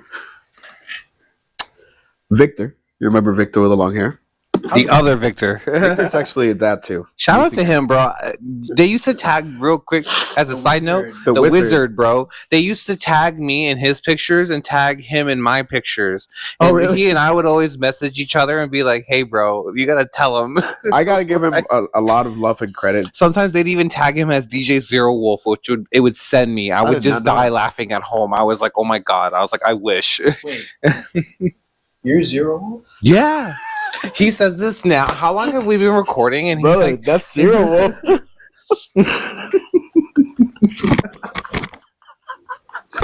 No way. yeah. Sorry I didn't say that earlier. Usually in the intro, I'm like, yo, what's up? It's your boy, DJ Zero Wolf. I'm sitting here with Rafa the Rasta. So I was like, yo, like, how about you do the intro this time? Because, you know, you're the one who invited Triska. You know, you're the one who's going to do all this. So, like, I'll let you, like, fucking do it up. Yeah. This is I'm sorry, bro. Triska, you didn't know that? Bro, you're a legend. No, you're so nice, bro. Stop. You're so nice. Like, you're so nice. Bro, you're a legend. I try, bro. I try. I do my best and I try. Sorry, I do my best and I try. No, it's that normally he does the intros. normally I do intros. I wanted him to do it this time, but like, Yeah, that's Zero. yeah, no, yeah. Like, Fucking I've been around the block. I'm not a legend, I don't think, but I've been around the block. Like I've been around. Like, you know, We're so honored. I get embarrassed sometimes. I tell people, some younger DJs will be like, "How long have you DJ'd?" I'm like, 14 years. I'm like, don't look at me. Like 14 years. Like, you know, and they're like, "Yeah, I've been DJing 2 years." How many flyers I've seen? Like, a lot. How many fucking bruh? Sorry, Bruh. food. Yeah, I've been around. Yeah, like, I'm sorry. no, bro, don't even like, no. I've been. I've been sitting in the presence of grace. I was like, one time for the camera, but no, but I appreciate that. But for real, no, thank you. No, I've tried. Like, I've just always been trying to, you know, for me, like he knows, like I look up to everybody. Like, I came in as a new kid on the block, and I was just like, I just want to be able to fit in with some of the people that I look up to, like we said, like Ivor, Michael Kahn, you know, with Sam, Laid Back Luke, like, you know, they were the ones who still like inspire me to this day. Like, I do this stuff, like I was telling you before we started recording, like I do stuff on the radio. I break my back, bro, to bring people on, just to put them on and put videos up. And it's all just, and you've met Luke, like you said, Dick, and you know how he is. He's very like, help everybody, because in a similar, just like you, people, look, whoever's watching, I don't give a fuck, bro. But like, I used to feel like people used to look down on me at the time when I was, you know, trying to be up and coming, you know. And I always felt like, you know, there's a couple gigs where, like, you know, like you were saying, like you reach out, you work with people, and then it's like a last minute. I understand, like, if something doesn't work out or if I can't pull, you know, I get that, you know. But then there are certain moments where it's like, why are you engaging if you know what I bring to the table? You know what I mean? Yeah. And so then, similar to you, I know what it feels like to be undervalued, you know. And so similar with Laid Back Luke, he had that in his past, just like you were saying with yours, you know. And so, like we were saying earlier, I relate, you know, I hella relate to that, you know, and I appreciate you saying what you say, you know. But no, it's an honor to have you here, bro. Like it is amazing to have you here. Like, because to me, like, growing up, like the second I got to be on the radio, shout out to my boy Andrew Gray. He's the only reason I'm able to even be on the fucking radio at all, or even back then, you know. The second he gave me the chance, I was like, I need to give other people the fucking shot, because because that's how I look at it. I'm like, to me, in my own mind, I'm like, if I'm a fucking nobody, you know, and I see other people who have somewhat of a following who deserve that fucking limelight, I would be a piece of shit if I gatekept them from that. Even if they surpassed me and never turned around and said thank you, I would be grateful just to be able to have given them the spot, because it's like, because nobody else would have fucking done it for me at the end of the day. And, you know, like, but I thank you for what you say. Like, it's really, really nice. But no. You're a legend, by the way. Thank you. See, I can see it. Big fucking That legend. was, thank you. That was amazing. After all these hours, no, That's crazy. I'm sorry, don't be sorry. I mean, bro. Spare me. I'm like that scene in Batman, you know, with the Joker, and he's like, I'm just a dog chasing cars. Like, I don't know what to do, bro. Like, I'll be real. If I caught a millie, I'd be like, other than paying off my fucking parents' house and their fucking bills, I don't know what the fuck I'd do. I'd be like, I'd look at my girl and be like, yo, what do I do now? Babe, what do I do? Like, listen, bro, like, I'll be honest with you, man. Like, like doing time and obviously like the rubbing of elbows of so many people and shit like that. Like, sometimes you forget or you don't put faith. Like, you lose the skill of putting faces to names, and it's a very real thing, bro. Like, real. Obviously I wouldn't invite anybody to just openly try that experiment, but bro, if you know, out of sight out of mind is a real fucking thing. And if you end up in a jail cell 6 hours from here with no way of dictating who's who or keeping up with the times, like, bro, you'll forget, bro. There's people that I've known 10 plus years before I did time, that I'm looking at them like, how do we, I'm like, yeah, bro, like, we went to middle school together. It's like, oh, you're right. You know what I'm saying? Like, somebody need that. We stayed in damn, contact. I didn't realize. Yeah, we stayed in contact, but damn, I didn't realize I was in the presence of a legend this whole time. I'm so sorry, bro. You deserve your flowers, brother. Thank you. No, I appreciate you saying that. Thank you, man. How I met you, though, Triska. Yeah, man. So in the process, bro. In the process, I think one of the strategies of developing something that was, no pun intended, ride or die, had to do with, like I said, finding good people, bro, and like kind of just putting that bat signal in the air, like, yo, you know, like, anybody like looking to be a part of something, like, you know, I don't know what we got to offer. I ain't gonna offer you guys $2 a head. I don't even think I got money to offer.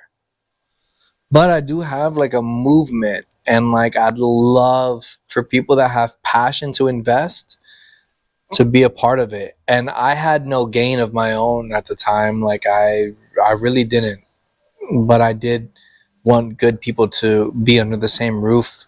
Yeah. And at that time, man, I was searching for that, you know, and I'm a very big advocate on like, what I put my mind to, I will attract. And like, it's not one of those like weird ass affirmations that you tell yourself every single day to try to attract. Like, I've always been that, you know, before I even knew like how powerful it was. I just was like, I don't know, man, I've been blessed that way, and God's looked after me in that way. And bro, and when I started to put that energy out there, like, I want some good people involved with this shit, man. My brother right here, man, he had crossed my path, and like, yeah, like we had crossed each other's paths in the takeover days or whatever. This was a very different, you know, in those times, 6 months could make a big difference in like the impact of shit, you know. And like 6 months from when I had first met him to 6 months to where we were was a big deal.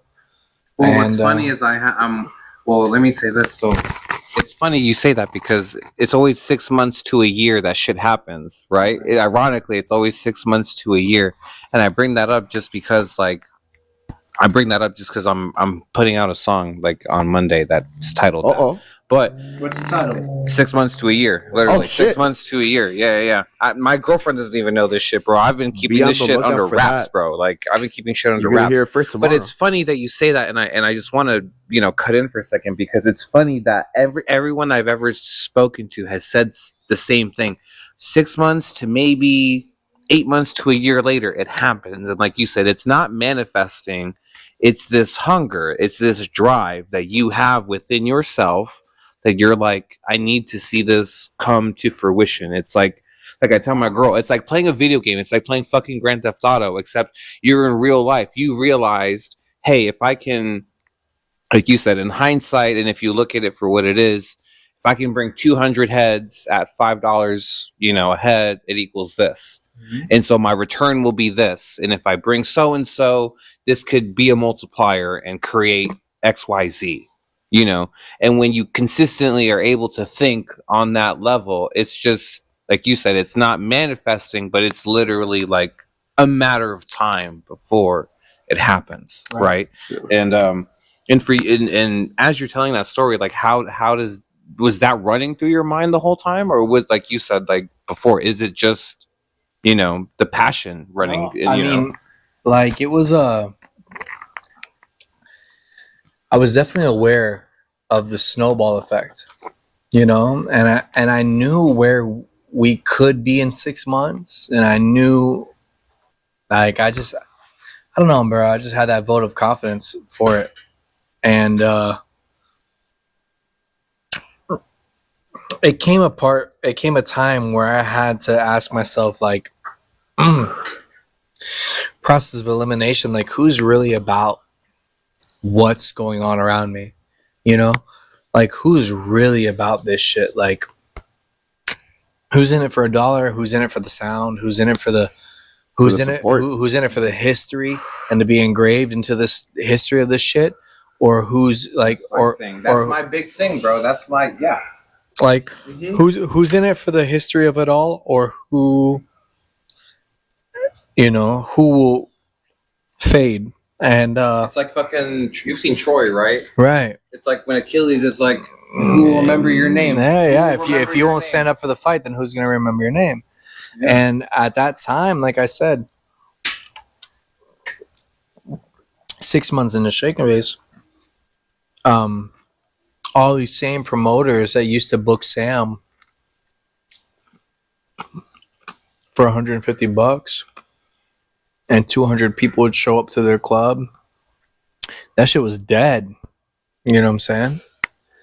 Like, I talked to Sam like not like a business partner, but I talked to him like a best friend, and I almost took the approach of like a manager, and I didn't know that that's what it would escalate to.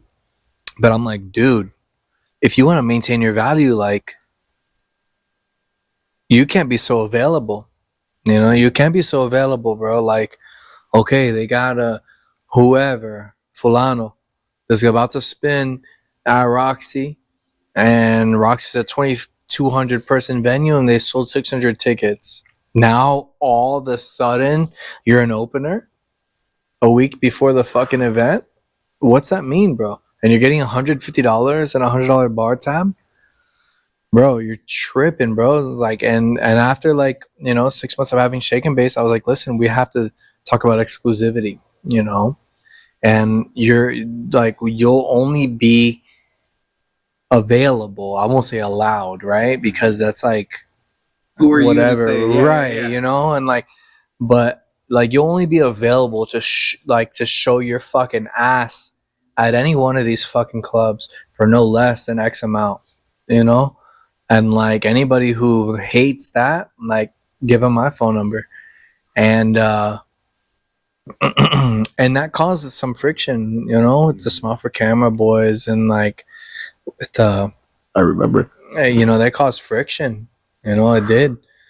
They felt like I swept the DJ from right up under them, but to me, I'm You have like, to know your worth. yeah, it's A, it's knowing your worth. It's B, hey, we just did what you guys were doing and we kept it intimate, we kept it pure. And C, it's like that's my bro. Like, You gotta let him yeah, go. y'all don't get it. Like I've known. Bro, there was one time. This is like off the record shit, bro. There was one time, I was in 8th grade. I fell in love with this girl. Ended up being my first love ever in life, and she had an ex-boyfriend. Right? What's an ex-boyfriend in 8th grade? Like, Right. whatever, bro. What the What? fuck ever, bro. Whatever. And It's not even I real. didn't. I didn't know what was going on. Like, bro, what? And this is when you used to click up and go to the movie theaters, Oh right? boy. And At the mall. Oh, I at the remember that. mall, God. and I clicked up and I went to Pleasure Island, Bro, kids have no idea what the fuck aka what's now Disney Springs, which was downtown Downtown Disney. Disney. And bro, I went with me, Tommy, Tony, which were the twins that ran the register at Shake and Base. Okay. Those know are my who the twins are. cousins, and like, bro, Oh, those are your cousins? yeah, I know. Okay, I didn't know who the twins were. I was Yeah. like, okay. yeah. I didn't know I that. kept it all in the That family, is a bro. connection I would have never I put kept it all in the together family. in my fucking life. Yeah. I would've And, never put that shit together. Holy yeah, shit, man. okay. And Damn. bro, we went like 6 deep, to the fucking PI, and just so I can take this girl out to the movies, man, and it was my first love. And her ex just so happened to be walking around PI with Sam. And it was like 4 of his homeboys and 4 or 5 of my homeboys. I'm like, man, what's up, bro? Let's run it. You know what I'm saying? And like, bro, we're in front of Virgin Records. We're in front of Virgin Records store. You guys had a fight in front of Disney Quest. What the fuck? We're all in a You fucking, say that shit was like, y'all fought in front of Disney Quest, bro. Holy shit. bro. It was a fucking circle of just kids ready to see what's about to happen, and I'm like, what's up? And they're like, what up? And then it was like, yo, you better not. And I was like, oh, you won't. And a bunch of that. But shit, you know what I'm saying? I ain't gonna lie to you, bro. Like, my homies kept it gangster. You know what I'm saying? My homies kept it gangster, and on the other side of it was Dustin. Shout out to Dustin, which was at that time was my mini op, and like and Sam, Big Mac, and we spoke our piece and we talked our shit, but nothing ever came from it, but whatever, whatever turned from MySpace beef was in person, and it never cultivated into anything. And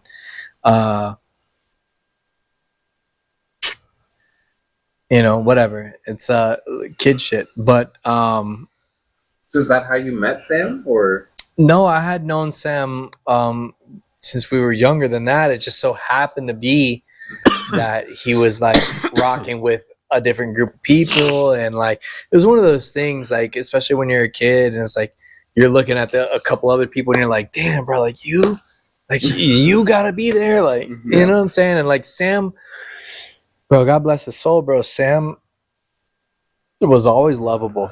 It's not just a trait that he got or inherited when he was at a certain age or had a certain prestige, he had a spirit about him, even when we were kids, you know what I'm saying? Like, yeah, I wouldn't want to fight Sam. It had nothing to do with size or anything. It's just like, you look at him and you're like, I don't want to fight you, bro. Like, I love you. Bro, he was a giant teddy bear. Anytime Giant teddy I ever bear, talked to man. him, he'd always just tell me like, hey kid, just keep your chin up. and just keep doing what you're doing and fuck everybody else. And he was always and that meant so much at the time. And it was just like, damn, like, okay, like I'll say one more time, like, yeah, like whatever, anytime I reached out, he just told me to keep my head up, you know what I mean, and just keep doing it, you know, and forget what anybody else said, you know, and if it came down to it, he liked it. Right. You know, and he was like, and you can and go off with that however you will, you know, and it's always nice to know. Man. Always a big support to like everybody. Anything, bro, and like shit, going back to the topic, man. When I started to really like after 6 months kind of do an evaluation, because obviously musicians think differently than other people and promoters and shit like that, I started to really think to myself, like, who's here for it, you know? And the whole Ride or Die team was like it, you know? So I reached out and I'm like, dude, how can we well, here, before you go into that, go ahead. Tell us, let us know. I went, like I'm saying, to that Mike Busey pool party. Victor told me, let's go to Shake and Bass. And I was like, all right. Never going to forget, I have my yellow Ride or Die shirt, my sleeves cut off. And I'm sitting, there was a stage, the floor, and then there was that little island area where you could sit. Mm-hmm. And I'm sitting there. And here comes this beautiful Brazilian guy with a blue or green hat with like 3 guys behind him. And he just stands in front of me. By the way, I'm talking about this guy right here. Wow. He stands in front of me. He goes, "You're Rafa the Rasta." And I was like, yeah. He's like, "You're Ride or Die." And I was like, yeah, because I said on the fucking shirt. He goes, "Come with me." And I swear, I go, what the fuck is about to happen? He's like, "Come with me." And you take me to the green room in the back. You gave me a huge hug. And you were like, "We need to sit down in the future and talk. Not right now because I'm a little bit tipsy. But we need to talk. Whatever you need, just let me know." And I was like, "No, you're good."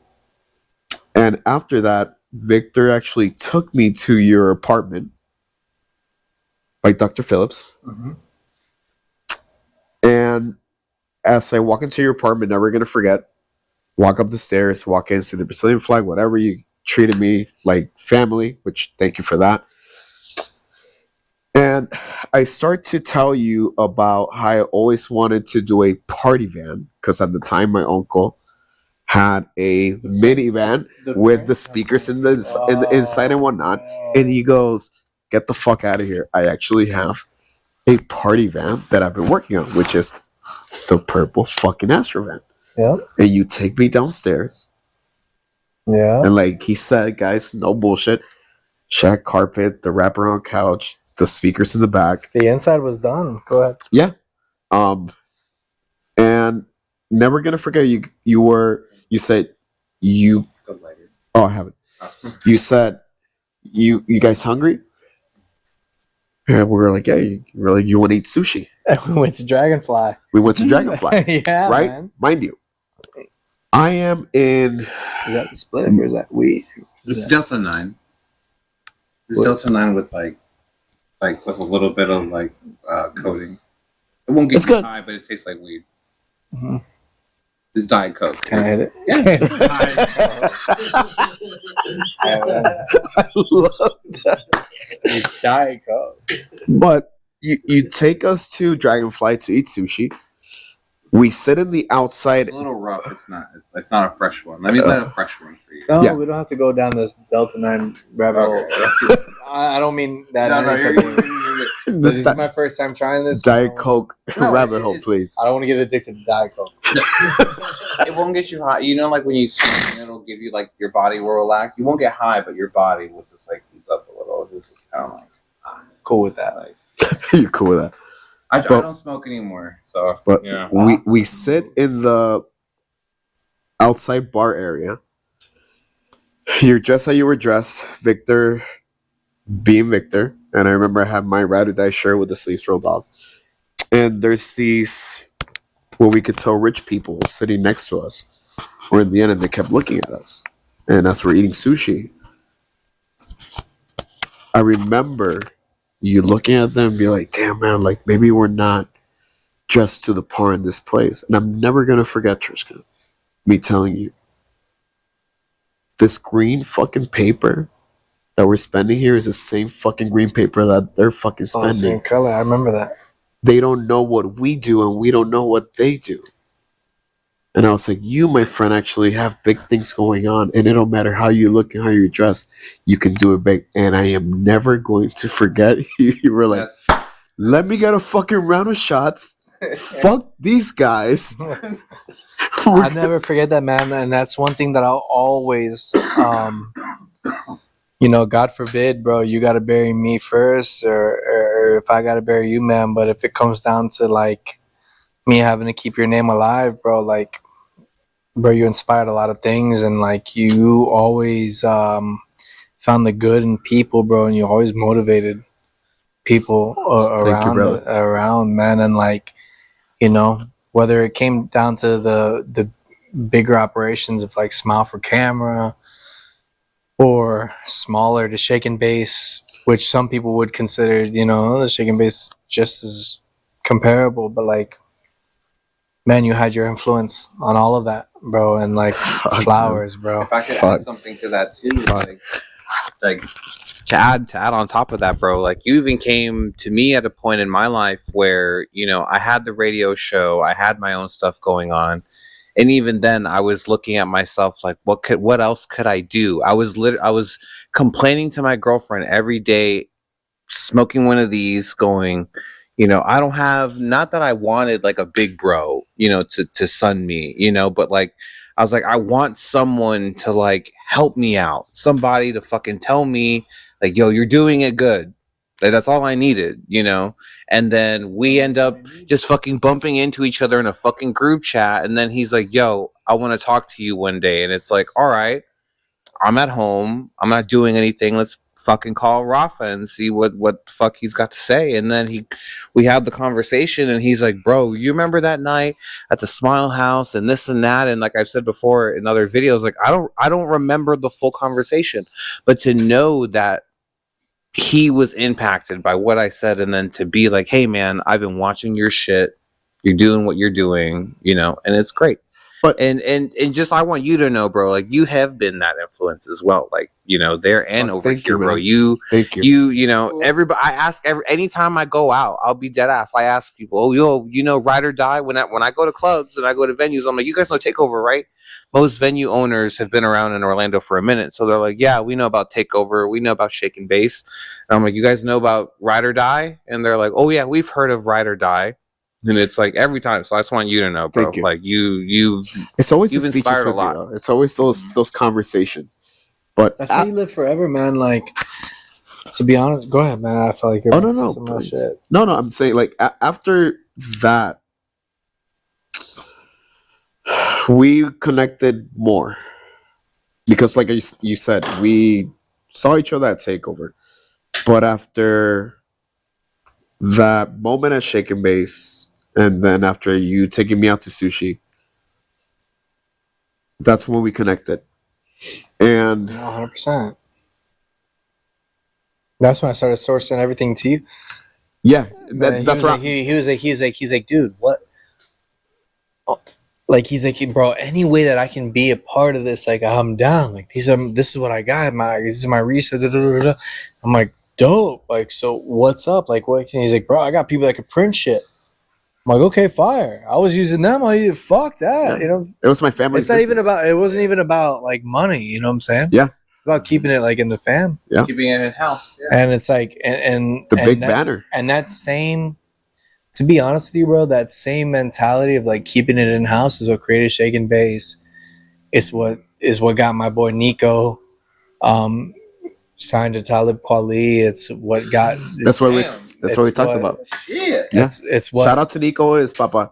Yeah, amazing, beautiful. Shout out to my brother Nico, man, and like, shit. Shout out to the OG Kwa. Yeah. Who is always like giving me my credit for introducing the twos, introduced me to people like Dave Chappelle and Tiffany Haddish, and like giving me the biggest introductions just because of some dots that I connected. You know what I'm saying? And shit, man, we'll get into that. It's gonna be a long night, but I mean, it's all about like I was since a young age, bro. I've always been like about keeping it in house. Yeah. Whether I was selling weed or I was doing some like corporate shit or whatever. At a young age, bro, I was like militantly loyal. No, you gave me know, the and, opportunity like, to actually make the banner for Yeah. Shake and Bass. I remember So, with the Super yeah, Soaker gun. Yeah, exactly. So when I met Ralph and we started putting a couple things together, excuse me, connecting a couple dots, man, and like, you know, he's like, this is what I've got to bring to the table, and I'm like, man, you don't know how much we've been needing now. Like, what's up? He's like, man, come through. It's all right. Pull up, and next thing you know, I pulled up, and I'm like, you know, I've got big 15K in this pocket, 10K in this one, trunk full of dope, you know, and I'm pulling up and I'm like, yo, so this is what we need, bro. We need 64 by 138 inch banners, bro. They have to say Shake and Bass. I've noticed in the past few weeks, Colin takes a lot of pictures of the DJs. There's nothing on the walls, but there's these 2 empty spots. I want Shake and Bass banners behind them. I want fucking, you know, I want like when all these pictures are getting like shared and shit, like, you know, a lot of people are taking pictures by this corner. There needs to be something on this corner. Like it needs to, whatever. And, and who did I go to for the designs? You know, who did I go to for the designs of that? Kevin, you know, from Smile for Camera. And I asked him, I'm like, look, bro, you literally like made the brand of Orlando, you know, can you like, what's up, bro? And he made me the second version of the Shake and Bass logo. The first one was by a dude named Scrawny, went to Full Sail, and the second version was Kevin. He also helped make the logo for a monthly that we started called Sweat. I remember Sweat. Okay. Sweat was more Jersey Club and very fast paced. I forgot about Sweat. It was very fast paced, and like that's what we wanted to focus on. Mumba was 108, Yeah. you know, Jersey Club and then we had that more like, yeah. And that's Jersey when we, Club had a hot moment. yeah, man. So that's and we were connected with Brick Bandits. Wasn't that like Kudura too? Like Kuduro had a time too, but they weren't around. They had different timelines. Jersey Club came directly from. It was like a Jersey thing. It was like it was weird. It was like and at that time people were very invested into the difference from Jersey Club, Baltimore Club, and people from Philly had like a very big pride association to the music that was coming out of there. So it wasn't just like it wasn't just, for example, if Mumbaton had just came out, it would have been the difference of Florida Mumba, California Mumba, and DC Mumba. okay. Right? So at that time, you had Jersey Club, Philly, and Baltimore, like kind of like had their own little. Jersey had the. I did not know that. Jersey had the and then Baltimore had the, like, there was that one song. I was like, I just wanna fuck. Yep. That was Baltimore. That was Baltimore club music, and then Jersey Club had their version of it, and Jersey Philly Club just popped off really hard because a lot of it was EDM DJs really picked up on Jersey Club more so, and it was like scattered. Like I feel like, at least from my perspective. and yeah, it you know, and then Jersey Club just recently, you know, had another big jump and whatever. But at that time, we had like, obviously at that time we had booked out all the Mumba artists, you know, and all the people that we could book.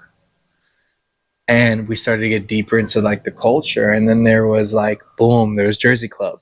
And like we were regularly booking people at Shake and Bass with Jersey Club music. And that's like Natus and and Slink, and you know, Stacy, and What man, a was lot of Queso good- playing? huh? Queso.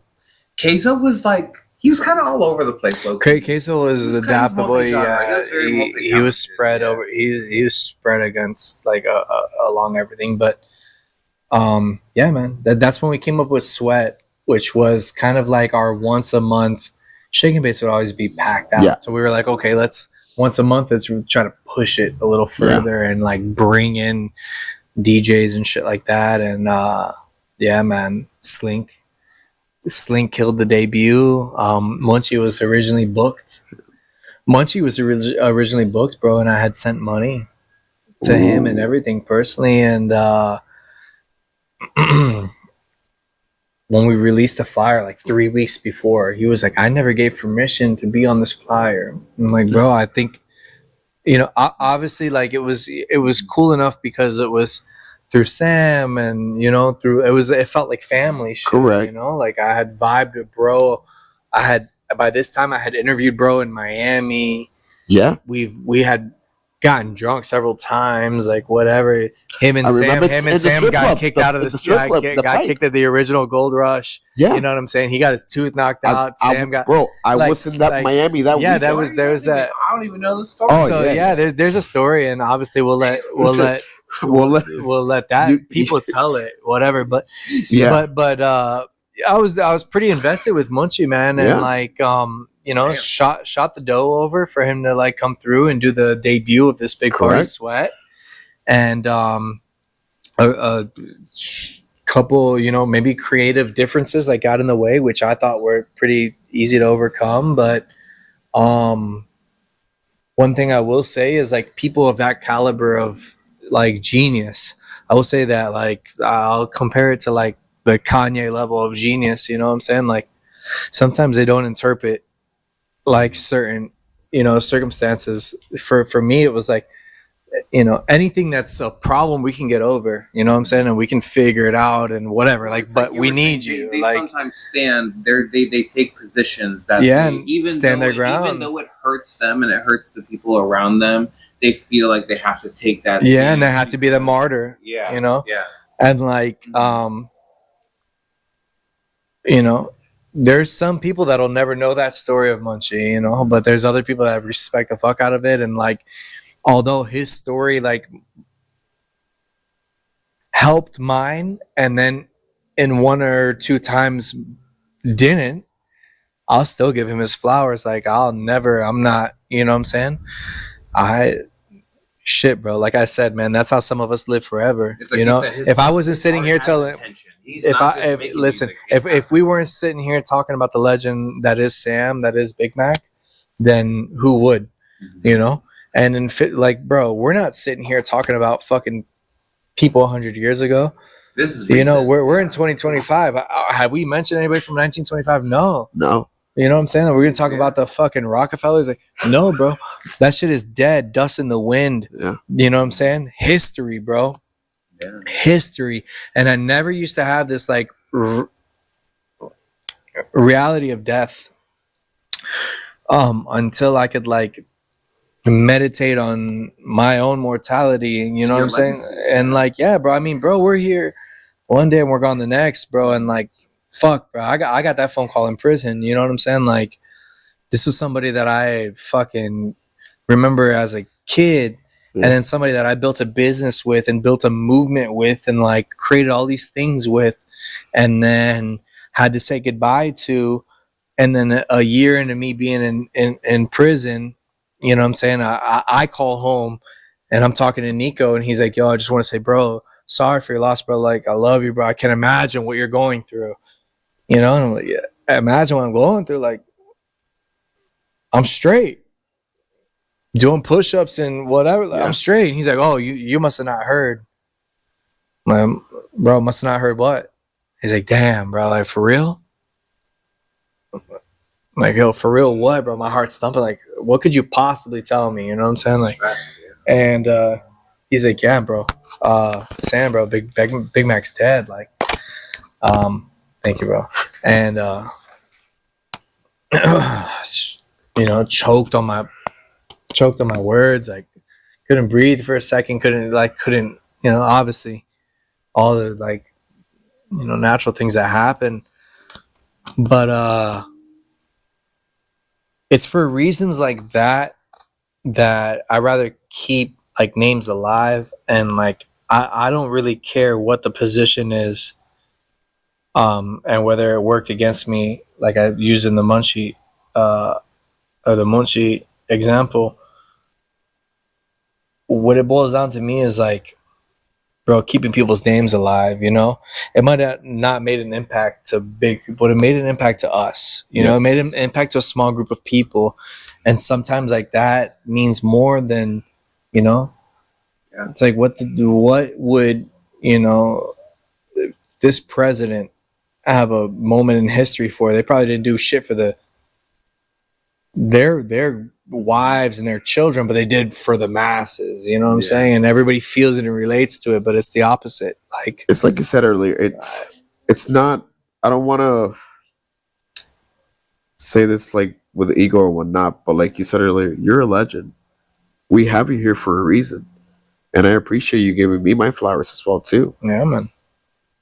We made an impact to our city, to our people, Right. maybe to other people out there. We don't know that, but we know that to the local talent, to the family in Orlando, which we want to keep bringing you guys more of this. We're still here, guys. Well, let me add to that as well, if you don't mind.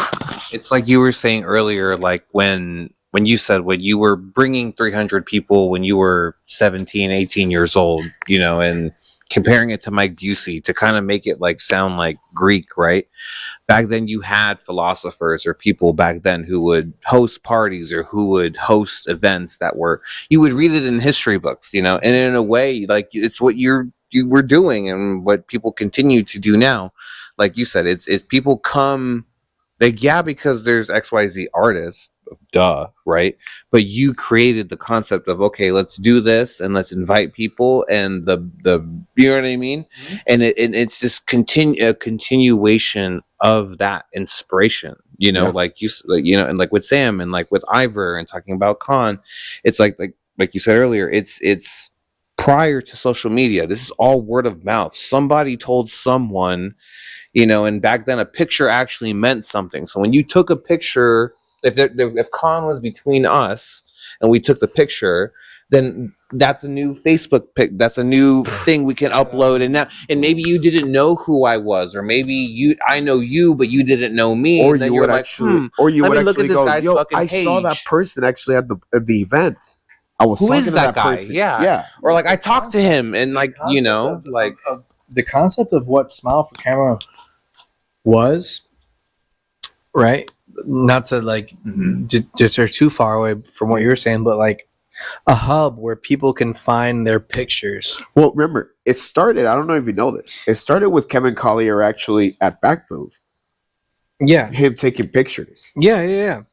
But K. Cole photography or some shit like that. Sorry, Kevin, if I didn't say it correctly. No, like, yeah, bro, a hub where everybody can tune in, and like, man, imagine if, like, think about it nowadays, and like we might be onto something if it hasn't already happened, but no, it's already happened. We have the access of smartphones in our pockets, right? But think about how powerful this was back in those days, like a website that you can go to, and if they would have done it the right way, maybe brought on 4 or 5 third-party photographers that they pay a flat rate for, that can stay within the city, take pictures of the events, promote the website, and those pictures get uploaded the next day. And you did it for each major city and everything like that. Like that type of organic traffic and organic data back then was worth so much more than that is like collecting an email. Oh, bro. But here's the thing though, in saying into that.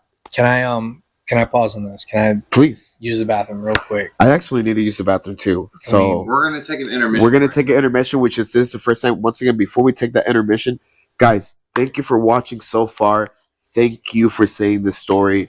Seriously. And we're going to go back to into this. This is the first episode that it's over an hour when it comes to the interview. Yeah. How long have we been doing it? I don't know, bro. We started at, Almost midnight, man. so we've been for like 2 hours. Like 2:20. Okay. That's why I keep a timer. That's why I keep a timer. Remember at the beginning of this video? That's why I keep a But timer. this is beautiful to me. Like, seriously. Like, Real. it's exactly, it's real. So we're gonna take an intermission real quick. We'll be back after we let our fluids out. You guys seen how much you've drank, and we need to grab more of this shit. See you soon, guys.